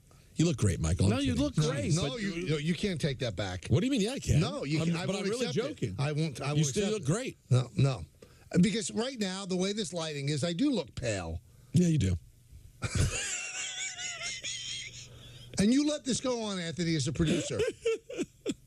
Good job by you. Peter's just digging a hole for himself today. Cut the mic off. Anyway, let me tell you about the Maniscalco show. Added a fifth show to his run at MSG next September. ESPN New York has your chance to score tickets at ESPNNewYork.com or on the ESPN New York apps. Just scroll down to contest and submit your entry. Brought to you by Live Nation. Tickets go on sale tomorrow at 11 a.m. at Ticketmaster.com. I will say this to everybody working on the show. If his little remarks gets point God, I walk out. Oh, you should, and as well you should. Now, Don, that doesn't mean it's not true, though. Let's go to Chauncey in Westwood. Yo, what's up, guys? Love the show. Thanks, man. I want to get into, I'm glad you guys brought up the LeBron possibility to the Knicks, but first I want to defend Don here for a second. You guys were referencing the greatest night in pop earlier, correct? Oh, what a doc. We love it. Yeah, so, I mean, to totally give Don flack about not seeing a doc, that's, first of all, not even sports-related, that he's, like, doesn't care about Don radio. said many times he would choose, Don said he would choose music over sports. Chauncey, I don't think Anthony Anderson's show is steeped in sports either. That's a great point by Michael. I want to see it. Either way, he's going to see it, and the fact that you're outraged that he didn't see it 2 days after it came out, I mean, I think it's kind of crazy to make that big a deal about it. Especially when we talk about classic things and he just refuses to see it. When we tell him how good Breaking Bad was. Why would I see Breaking Bad, which happened, 8 years ago? We're asking you to see something current that everybody's talking about. By the time you see it, it's going to be yesterday's news. Everybody's talking about it. You two are talking about it. Peter? It's out there. It's definitely being talked about. Are you talking about it on Hot 97? Oh, we did an entire Whitish Wednesday dedicated to it yesterday. And we can't because one of the hosts of the show has to go to bed at 10:30. After watching Anthony Anderson. Put his pacifier in and go to sleep in his diaper. How many times in my diaper? Well, now he's saying you're a diaper guy? That's unfortunate. John in California. Johnny. Hey, how are you guys doing? Great. How about you? It's raining here. Oh, wow. In California? It never rains in California. In Southern California. When it rains, it pours. Yes, and hopefully we'll get a little snow in the next day or two. Just to slow down Pat Mahomes? In Southern California? Well, you just said hopefully we'll get a little snow. No, I think he's making a drug reference. Oh, drug reference? Goodness gracious. No, I'm not. But I think the Super Bowl's in Las Vegas, That's right. isn't it? Last I checked. Yes, you're right. And it's also a dome, so it's completely irrelevant what I said. Michael's still rattled from what Peter did. I just want to go back to talk about the quarterbacks, and if you guys already mentioned this and I missed it, I apologize. One thing about Joe Montana that seems to be often left out is, and not to do anything with athleticism, aside from the 4 Super Bowl victories and no interceptions. He also quarterbacked the national championship team. And to me, that kind of sets him apart until somebody can match something like that over the whole career. It's hard to convince me that he isn't the greatest. So wait, John, maybe you know this. There's never been another quarterback to win a national championship and a Super Bowl? Not 4 Super Bowls. Well, how about 1? Oh, I think there's been 1. But he won the you know national what? championship and still got picked in the 3rd round. Yeah, so, I mean... So? Well, watch. J.J. McCarthy's going to end up winning 5 Super Bowls, and he won this national title with Michigan. You called it. But it's so. But I just find it so interesting that everybody goes by the. He was 4 for 4, but there were some losing in the wild card round, getting crushed by the Giants twice. Crushed by Jim Burt. There was some losses on his resume too, but because they weren't in the Super Bowl, it doesn't affect him as much. So why is it that if you lose, same thing with LeBron James. Why is it when you lose earlier in the playoffs, it's no big deal as long as you win every time you go to the Super Bowl or to the NBA Finals, but you don't get any credit for getting to the finals or to the Super Bowl and losing. I think the 4 for 4 is overrated. They were the favorites pretty much. I think they were probably the favorites in all 4 Super Bowls that they played in. And again, so what about Terry Bradshaw? I'm sorry, Terry Bradshaw is not on the pantheon of greatest quarterbacks of all time, and he's 4 for 4. All right, when we get back, you're going to get a chance to win a Super Box for the Super Box Bonanza. But first, Peter's going to tell us about FanDuel.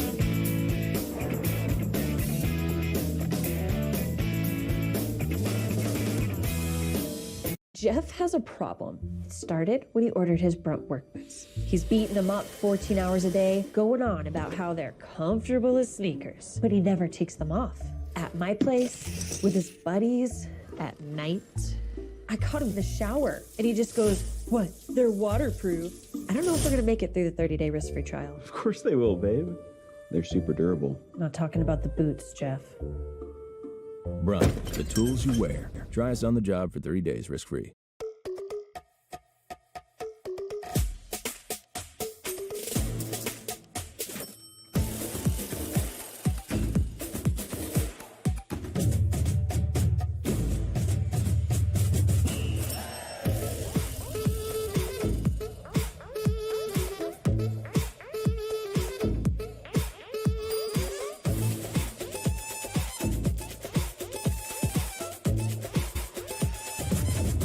With ButcherBox, you never have to worry about what's for dinner.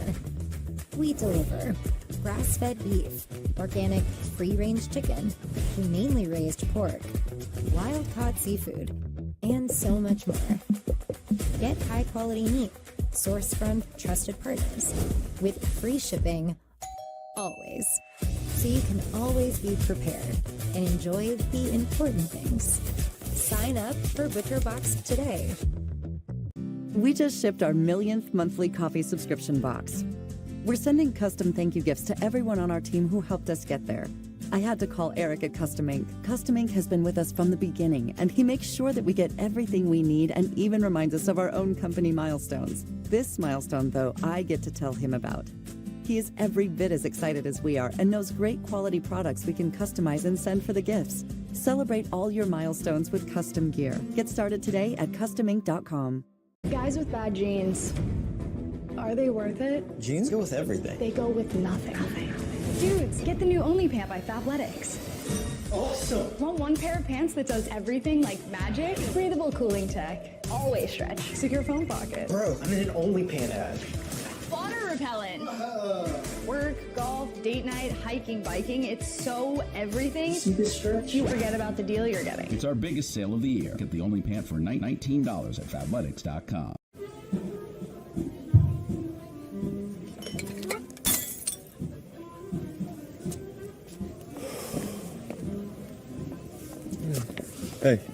Hey. Rental? Yep. You? Yeah. You know your shoe's untied. No! Don't let a boxy suit ruin your night. Read from theblackducktux.com. Boost your streaming experience with live stats on the Yes app. Real-time features like player stats, game leaders, and play-by-play are available now on phones, tablets, and now on connected TVs. Live stats while you stream, now on the Yes app. In your ability to lose weight and keep it off. And when you believe you can succeed, you already have.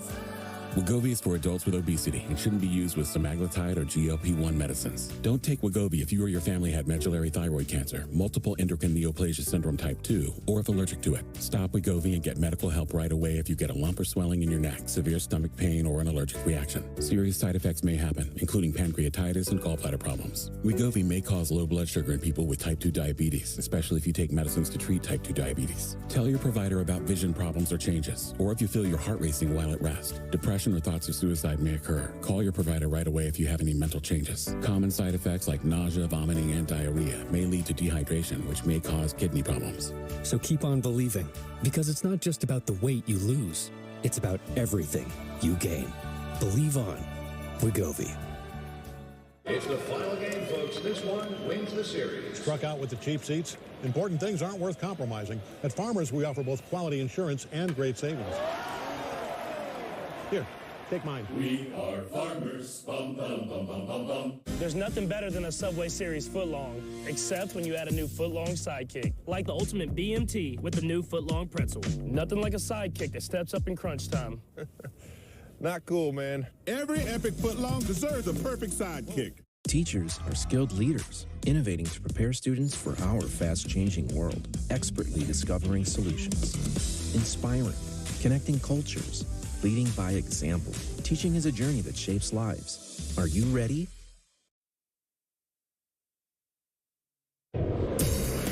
Chris Sheeran back here for the Michael K. Show. Kevin Durant last stepped on the floor at Barclays Center January 2nd, 2023 in a Nets uniform to play the Spurs. He got hurt and never played for the Nets again. 395 days later, he was back with his new squad, and he received a mixed bag and a glass case of emotion from Nets fans. He must have used those boos to fuel him. Not that he needs that sort of thing. You're talking about one of the best to ever step foot on an NBA floor. One of 10 men who have 28,000 or more points in NBA history. The game was tied at 75 with 7.5 minutes left in the third, and then Phoenix would use a 31-12 run to end the third quarter, and they would never look back. All 5 Sun starters were in double digits, including Eric Gordon, who had 9 fourth-quarter points. The Nets cut it to 12. He had a 3 to bring it back to 15. The Nets cut it to 10. He had a 3 to make it a 13-point advantage. Suns put up 136 points, shoot 62% from the field, and they go on to win big in Brooklyn. Kevin Durant, Yusuf Nurkic, and Devin Booker combined to go 30 for 48 from the field. That's 62.5% between the three of them, and combined for 83 of the Suns' 136 points. In that decisive third quarter where the Suns scored 42, these three put up 27 combined. And a tie turned into a 19-point lead that the Suns would never relinquish. The lead was never under double digits after the 4-minute mark of the third. Next up for Brooklyn is a trip down the Jersey Turnpike to visit the Philadelphia 76ers. It's the second of 4 meetings with Philly. Joel Embiid and company took the first one at Barclays Center by 22 points. Our coverage begins with the pregame show on Saturday at 5:30, followed by opening tip a little after 6. It's the Nets and Sixers Saturday coverage starting at 5:30 right here on Yes, and streaming, of course, on the Yes app.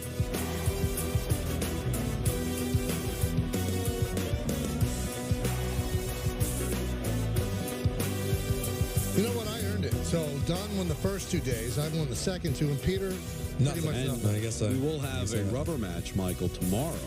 Yeah. Because with no picks at 5:45, we will have a point guard. That's right. Oh, my gosh. I just hope to get in there and mess the whole thing up. This should be fun. Let's go to Jay in Diker Heights. Jay? Hey, guys. Thanks for taking my call. I just wanted to, every time I call, I try to make a point about how Pete is just amazing. Thank you. You're welcome. What was I going to say? Just the Sleepy Tom Bobo music and the way Michael reacts every time is just amazing and iconic. And I need Rich's time clock on there every time. Without the time clock, the call doesn't hit like it usually does. Yes, please. I like okay, it. Now to Michael's. Now, you did this to the Jets. When we called up, that one specific caller that said was Aaron Rodgers a Band-Aid for the Jets, and you told him no, he was wrong, that they could win the Super Bowl without him, which he was right and you was wrong. But I specifically called up and said... Wait, I said that they could win the Super Bowl without Aaron Rodgers?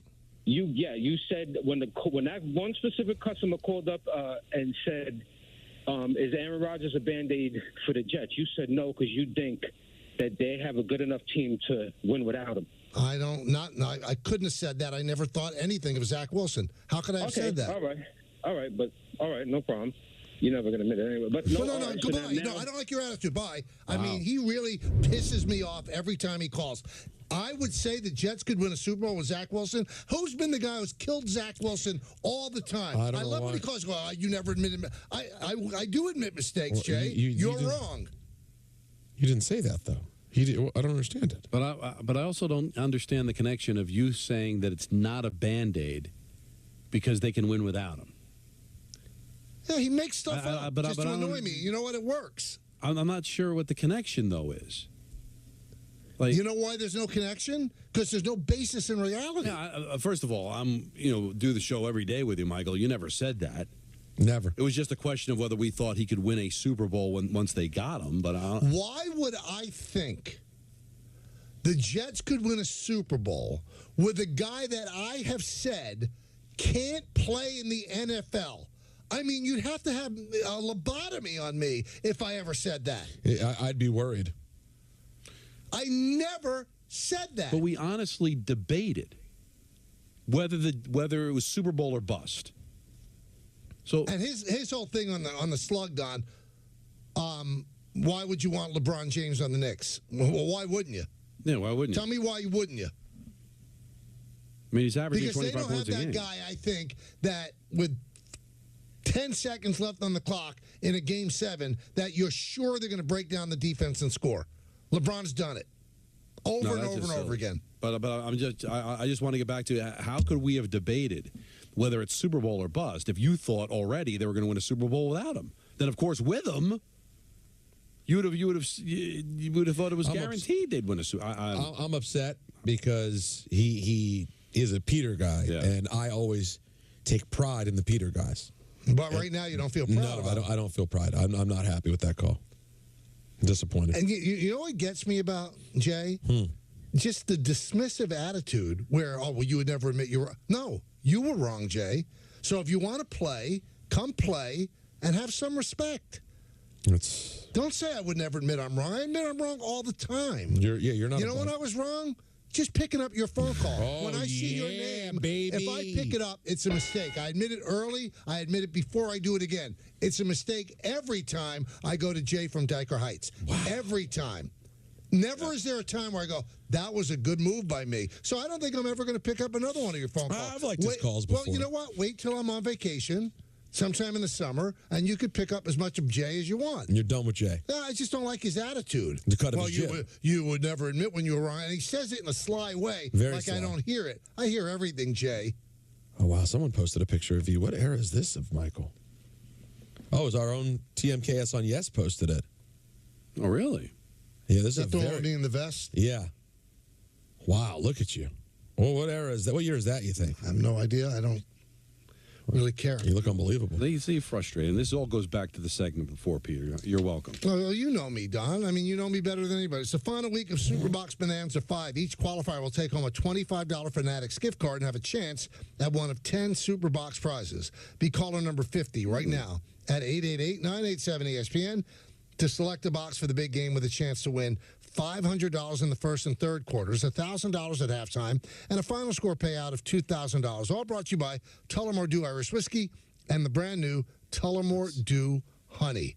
And Security Dodge. Come get some. Come get some ENN. That's going to happen. Oh, yeah. Turn your mic on. I can honestly say this is the best picture of you ever. Do you think that's the best picture of me ever? It's gorgeous. Now, I can look like that again. Now, this is obviously pre-pandemic. This is over at West End Avenue. It's not that long ago, though. Now Jacob's trying to make nice in my ear. He said, I actually love it, Jack Bauer-like. Oh, This should be your profile pic. I know you like the kids and everything. It is very good. Yeah, that should be your profile pic, and then never change it, ever.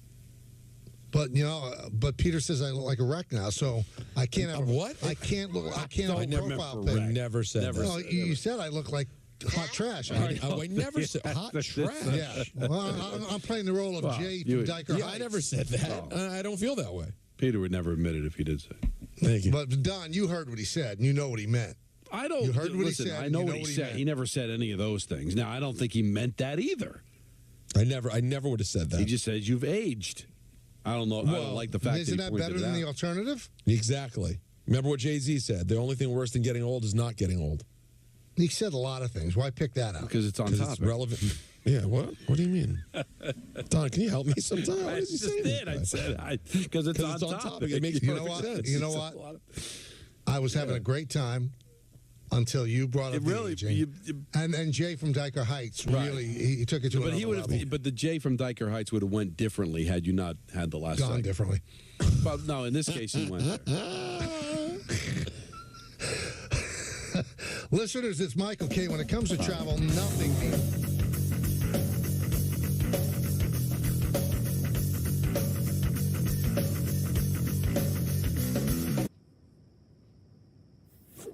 You done yet?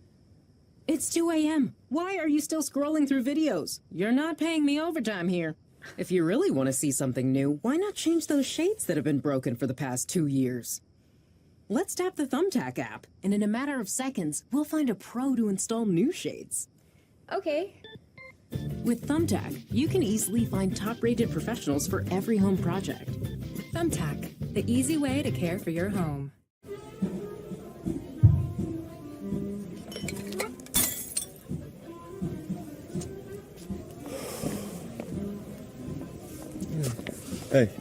Hey. Rental? Yep. You? Yeah. You know your shoe's untied. Oh. Don't let a boxy suit ruin your night. Read from theblackducks.com. Custom Ink helps us celebrate and drive our students' achievements with custom gear. They love Custom Ink's different styles and designs. We love how Custom Ink makes the process simple with their easy-to-use design lab, expert artists ready to help, and unbeatable customer service. Custom Ink allows our kids to show everyone their accomplishments and the pride they have in our school. When we place an order, I know they got our back, so we can focus on the kids. Custom Ink has hundreds of products to help you feel connected. Upload your logo or start your design today at customink.com. See everything your restaurant can do with tools from Square. Get a POS that connects to a KDS so you can handle orders ASAP. Reach more customers with online ordering and QR codes. Use pocket-sized hardware so you can turn tables faster.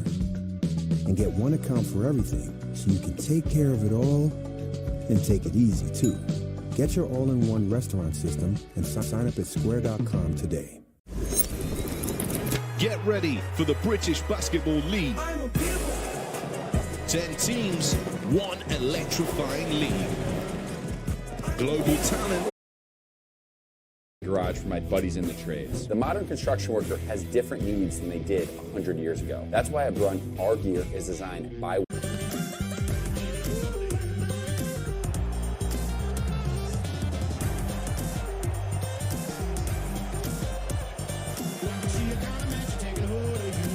If you get Yes on TV, then you get the Yes app for free. Download now. Half of young adults are at risk of hearing damage from loud sounds. So why is this happening? We know not to bake in the sun for hours and to get our eyes checked regularly. We buckle up to save lives. And we know that smoking kills. So do poor diet choices and poor life choices. But why are we so reckless with our hearing? We take hearing for granted. Hearing damage from loud sounds is permanent, but preventable. We take common sense steps for our health every day. Let's make hearing part of it. Wear earplugs. Turn it down. Give your ears a rest. Love your ears. Learn more at hearinghealthfoundation.org. Keep listening. We all smoked in those days. If that was you then, get your lungs screened now.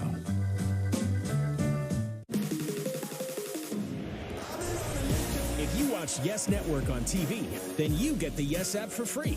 Download the app to stream the Nets and experience the game in a whole new way with live stats, pick and play, and Yes rewards. So remember, if you get Yes on TV, then you get the Yes app for free.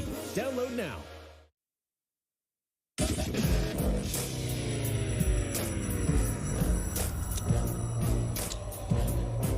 Hey, welcome to ENN, brought to you by Security Dodge.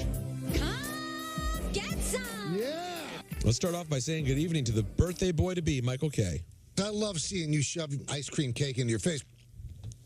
And to Michael. Against the Pacers. Oh, boy. He knew he did that. Maybe it's time. No, I don't think it's time. I think something happened there, and you knew you were going to hear it again. Yeah, it happens. Happens to all of us, sure. Good evening to Michael. You're such a D. And to Michael. I've always been weak in the power alleys. Very good day, Michael. And to Michael. But Peter says I look like a wreck now, so I can't have what? And good evening to Don. Arizona beef, what is it called? And to Michael and myself. It's from it's from the meat place. The meat place. And to myself, judgmental animal. Oh, come on. Judgmental animal. Judgmental, that would be great, Michael, if they were in the same order. Mickey Mantle, Aaron Oh, Judge. yeah. I wonder who you bat before, Judgmental animal. Who would you bat first? Who would you bat in front of who? I'm batting Judge first. Yeah, he's got better wheels. He's got better wheels. No, he doesn't have better wheels. Even when Mickey couldn't run, he was a great runner. But still. And to Michael and myself. Right now, the way this lighting is, I do look pale. Yeah, you do. You know what happened 5 years ago today? Oh, wait a 5 minute. years ago today. So 2019. Before pandemic. Pre-pandemic. We were on top of the world. Well, no, not all of us were. No, but ratings-wise. Oh, I have a feeling could that have been a Super Bowl? Was it 6 years ago? So 2018. Oh, yeah, 6 years. 6 years ago. 6 years ago. Was it 2018? Yep. So I think February 1st we'd be in the Super Bowl, right, Peter? Yeah, very good. The Prince party? No, I wasn't part of that. Patrick Mahomes on the show. Yes, on this day, 6 years ago. All right, let's play a clip. We don't have a clip. No clip. I'm sure we do. There's got to be something in the Now, system. how cool was that? Now, this was just a kid that was drafted. Yeah. And I got him to sign the kid's journal. 6 years later, he wouldn't even look at you. Well, I don't think that's the case. I mean, I had some very famous people sign the kid's journal. But he's not cool. His voice is weird. He's kind of a dork. His brother's a tool. His girlfriend's annoying. But that, when it's all said and done, right, Peter, might be the biggest. I mean, I got, Namath. Look at a picture of Patrick back in the day. He didn't have a dad bod then. Look at those guns. Do we have any photos from that day? Yeah, it's right up there. No, that's a still from the video I think that Yes pulled.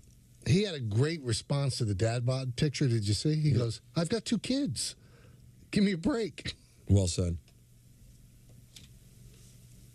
Well, the whole dad bod convo is ridiculous. I got to look and see what he wrote. Did he just say to Marco in jail, or did he write something? He might have wrote something. How many signatures you got? Oh, this got to be like 50. I had them written down somewhere. Big guns. Joe Namath, Derek Jeter. Who's the worst name that you, in retrospect, went, you know what, I was trying too hard? No, I don't think I would go there. Smoke weed every day. Michael, my guess This is the best. Look at this picture. Look at you, you animal. That was that day. He's got a box of Nestle's Bunch of Crunch just rifling into his hand, about to shovel into his gullet. Oh, we're mid-interview. No, I wonder if we're on air yet. God, I want to hear. Oh, wow. Michael, you look even younger here than during the pandemic. Yeah, because it was 6 years ago. Meanwhile, I look horrible. Look how much. I look so bad with that much hair on my head, in my opinion. Too much hair. That's why we always want you to lose, because you've got to grow the Gallagher. Although, Don, I don't mind your look in this photo. Oh, thank you. I can't believe I'm shoveling Nestle Bunch of Crunch. Now, who do you think took this photo? The Gunling? Yeah, maybe. What Super Bowl was that? Was Minnesota? Yeah, that was the time that they gave me a cupcake for my birthday. And that was when we were in the Mall of America. There was a crazy man walking behind us. Who did you throw a Snickers bar to? That was a different year. I thought that was in Minnesota. No, the Snickers bar with Cousins was 2017, I believe, because we were in more of a proper radio row, whereas this was in Mall of America. Oh, Minnesota had the one, like, Frontier fan. Oh, you know what else happened? You know what else is the anniversary of then? What's that? Me buying my hat. And I love that. That's right. That was a moment in time. Yeah, that might have been the end of my first marriage, actually, when I got the hat. That's when I should have known everything was coming unglued. Oh, my God. It was not a good look. Well, what are you going to do? OG and Quentin Grimes both out against the Pacers tonight. Quentin Grimes' right knee sprained. OG still with the right elbow inflammation. So that'll be showing you something they won tonight. You know when I'm going to be really impressed? The way this team's going? If they can win when they're down to 4 players. Right. Play 4 on 5. When they're playing 4 on 5 and they still win, that's when you go, okay. Then something special's going on. Easy. Here's Jalen Brunson and Josh Hart talking. Brunson asking Hart how he would defend him. If you were guarding me, how would you stop me?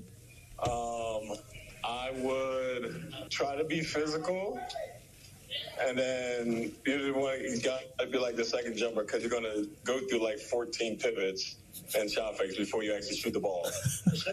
And then I'm going to have to like somewhat like show my hands and like jump somewhat back because you like jump into people and get fouls. So basically, you can't. Basically, like at some point, I'm going to jump. Like on the third shot fake, I'm jumping. Now, from the goofing around of a couple of Knicks players to more serious news, here's Windhorse at Sea on the Hoops Collective podcast talking about this injury for Julius Randle. I know that Woj and others have reported that they don't think Randle's shoulder injury is severe. I think Woj said weeks, not months. I've been covering basketball for over 25 years. I've covered many players who have had shoulder injuries. It's a very tricky injury, a dislocated shoulder. Even if you can come back and play on it and you avoid surgery, you are at high risk of redislocating it. I'll tell you what, any kind of physical problems I have, Brian's on my speed dial. That true? Yep. You go to the Wind Man. Yep. Dr. Windhorse. Well, he's not a Steve. He'd have to change his name to be a real one of your doctors. Yeah, he'd have to be Steve Windhorse. But he's been following basketball for 25 years, 25. He went right after Woj. Is that how you take it? Yes. That's not true. Windhorse in France. Windhorse at sea. How about space? Windhorse in space. Oh, we have a clip of Mahomes from 6 years ago? Oh, there you go. All right, guys. You brought along a clip? We brought along a clip. Let's go back in time. 6 years ago this day, I was a man of 38 years old. Right. Can you believe About that? to see his marriage unravel. About to see a lot of things unravel right before my eyes. I didn't know that in front of me was a big fall and then a huge return. Who knew? And I had so much more grass in center field. You really did. Let's go back. Quarterback of the Kansas City Chiefs. Wow. Patrick Mahomes. And boy, did your life change a lot yesterday. Did you get taken by surprise? Yeah, I mean, a lot of crazy stuff happened, but for me, it was all about just trying to stay focused and keep working and being ready for what the future holds. Excited? Yeah, I mean, you're always excited. I mean, whenever you have a chance to play football. So, I mean, for me, it's all about just staying throughout the process and keep building. I guess that was when they traded Alex It was the day after. Yeah. That night on the flight in, I remember sitting in the plane, terrible seat. I was like 37D. It was not what you want. I remember that. Joey made 37D work, right? Yes. Yeah, I don't have that in my. Well, in my I arsenal. remember the complaining you did, and rightfully so. Because it was a horrifying seat. And then I think Andrew Gunling came and found me on the flight, and he goes, Redskins traded for Alex Smith. You got excited. I went, wow, I wonder if he's going to have a near fatal injury on the football field and really never play for us. And 6 years later, guess what? Patrick Mahomes has only done one thing. Win. play in AFC championship games and go to Super Bowls. That's it. All he does is win, win, win, win, no matter what. It's really unbelievable when you think about it. The run for this guy. Really, really. And he was really, right there. Really unreal. Now, you want to hear a positive story, but what do you want to hear? Do you want to hear about a horrible story or a positive? I go horrible. Horrible first. Yeah. It's about the deaths of those Kansas City Chiefs fans. Okay. Toxicology reports are out, and they reveal cocaine and other illegal drugs that were found in those 3 men who died after the Chiefs-Chargers game. So does that put away any thoughts that the guy who owned the house actually, I mean, there were like insinuations that he had something to do with it? Well, I was saying this to Michael off the air, Don. To me, the guy ends up sort of sounding like he did something by virtue of the fact that he acted like, I don't know what happened. Like, I think you would have come out and said right away, Don, even though you know you're risking a drug charge. But if you don't have any previous jail time, you probably won't go to jail for possession of drugs. Right. Wouldn't you come right out, Don, and go, oh, my God, I can't believe my friends are dead. We were doing tons of drugs. I don't know what happened. No. But the way he said he had no knowledge of what happened, I don't know. It makes it seem and you knew there had to be something going on. Nobody sleeps for 2 days. But just to be clear, according to the Kansas City police captain, Jake Bacchina, who I trust, he says, quote, this case is 100% not being investigated as a homicide. Right. So they do not see it that way. But yeah, he's probably paranoid about all the drugs that were done at the party. And if he was also high and out of it, he legitimately didn't know what happened to them. But how about this? The fact that he was asleep on the couch for 2 days. 2 days. As his friends' loved ones were frantically calling to try to find where they were. Shocking, none of them showed up to the house. Maybe they didn't know where the guys were. Maybe they said, we're going out to watch a game. They didn't. I mean, this wasn't even this guy's house. Michael's not going to get the reference. He rented the house. Oh, it wasn't his house? Yeah. It was a rented house. Do you remember towards the end of the run of Breaking Bad when Jesse was having those parties back at the house that he bought from his parents? Just crazy, Michael, just crazy, wild parties. People coming in and out, doing drugs. Just Who played Jesse? Oh, what's his name again, Peter?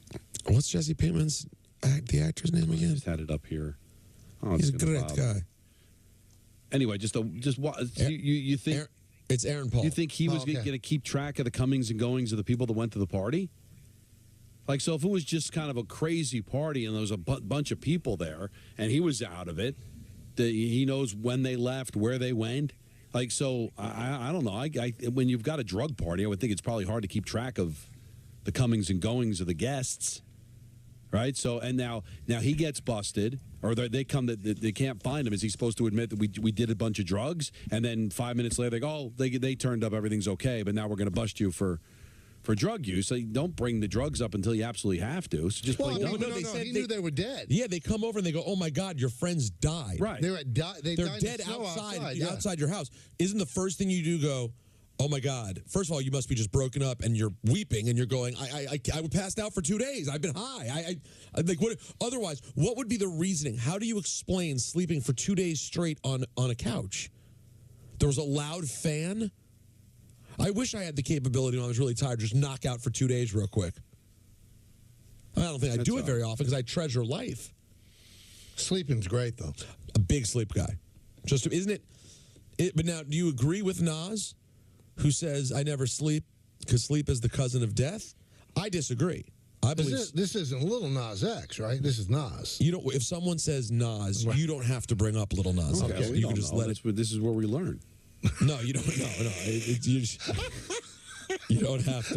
You just assume I'm talking about Nas because I'm 44 and not 14. But I disagree. As much as I love Nas, sleep's the cousin of life. Oh. Sleep's not the cousin of death. I love to be in the arms of Morpheus. It's recharging your battery. You need it. Do you ever think of when you're charging your phone that this is like death? No, it's life. That's right. In order to do all the things, you need sleep. Why is Nas so negative? Yeah. It was a long time ago. I want to ask him that. You know, he wrote that song when he was like 17. So sleep is the cousin of death? Yeah, I never sleep because sleep is the cousin of death. Beyond the walls of intelligence, life is defined. See what I'm saying? No. I'm good. Just know this man was doing this when he was 17 years old. What were you doing at 17 years old? I was at Fordham. I was drinking. You were already at Fordham. What a nerd, I was drinking Budweiser nips at Gypsy Pond. Yeah. Behind the head station. Sucking down nips. With parachute pants on. Now, the reason I was at Fordham at 17 is that I skipped a grade. I know, it's so lame. Good for you. Why did you skip a year of high school? What? No, not high school. So what did you do? Junior high school. You skipped a year of junior? I went from 6th to 8th. I skipped 7th. That's a tough skip.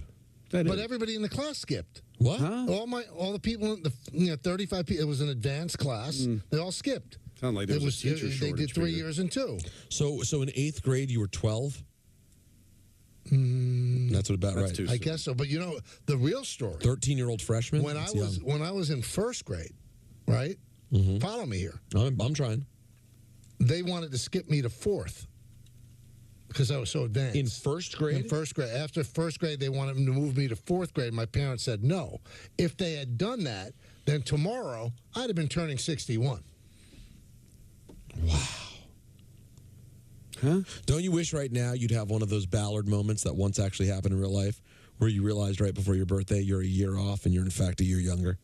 I wish. Wouldn't that be great? You just go, you know, oh my God. You've pointed out how awful I look, so it doesn't I never matter. said. You look terrific. But you're so super smart, Michael. Aren't you wasting it on sports? You could have been curing diseases. No. You know when it all evened out for me? Like when I was really young, unlike Peter and you, I didn't really have much interest in the opposite sex.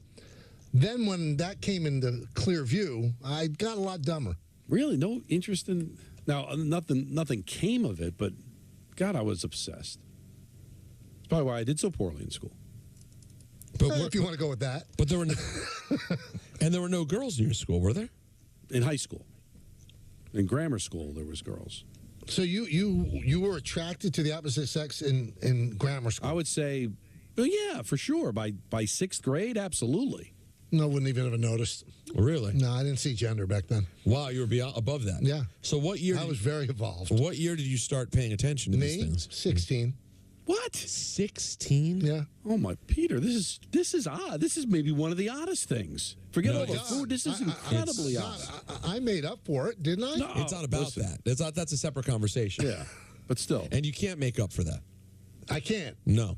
Can't get out from under it. No, because what's going on at 14 and 15, it's different. Yeah, it's hitting different. It's different. Oh, it's there different, had to be, there must have been conversations between your parents. What do you mean? Questions asked. Questions were asked. Well, you know Maybe what? amongst themselves, but they were definitely asking. I'm sure my sister was planting a seed about it. Kid's 15 and he seems, obsessed with Bobby Mercer. You got to get him. Right. Bobby Mercer was my love. I love Bobby We got to Mercer. get him out of the house.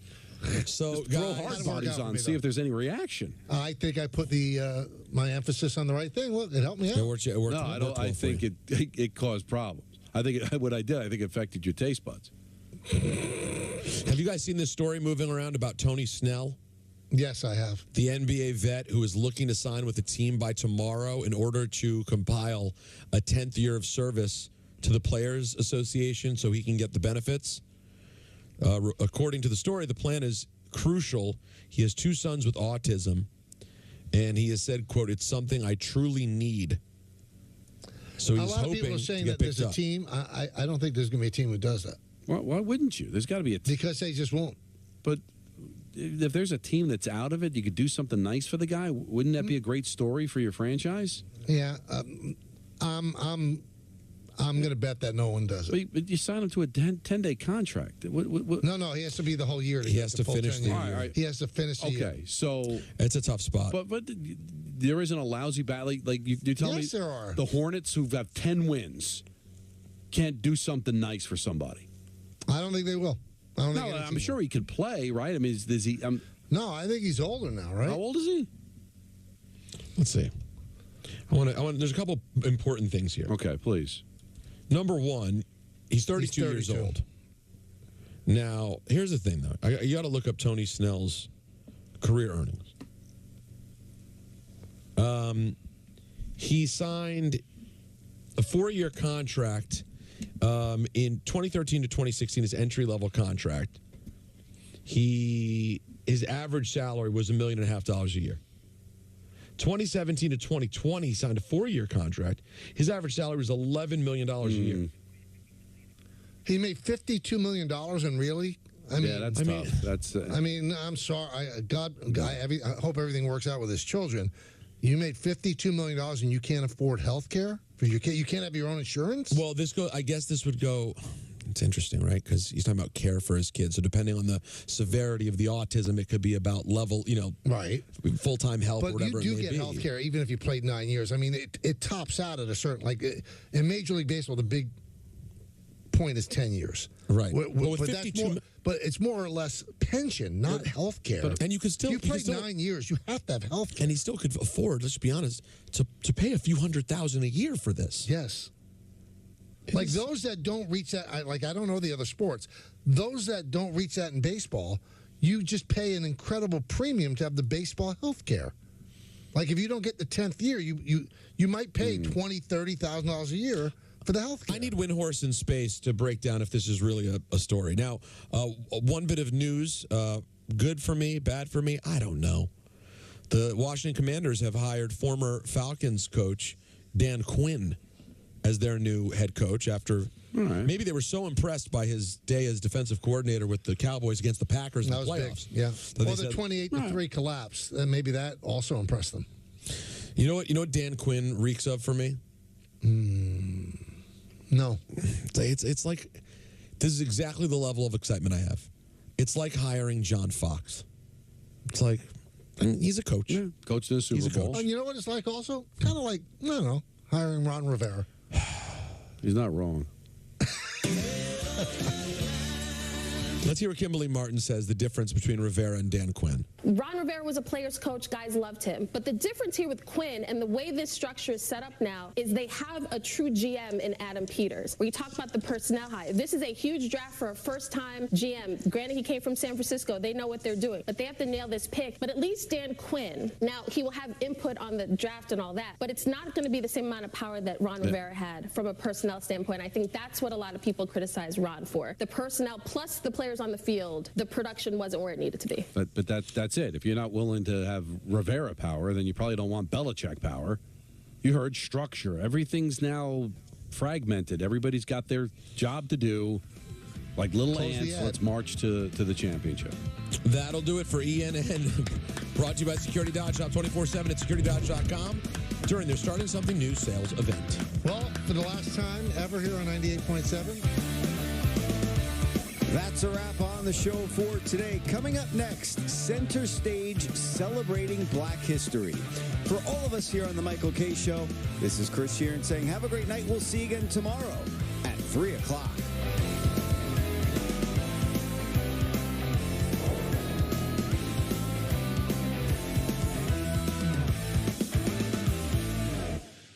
With ButcherBox, you never have to worry about what's for dinner.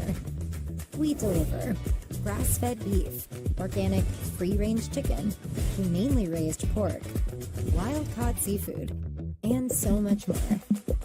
Get high-quality meat sourced from trusted partners with free shipping always, so you can always be prepared and enjoy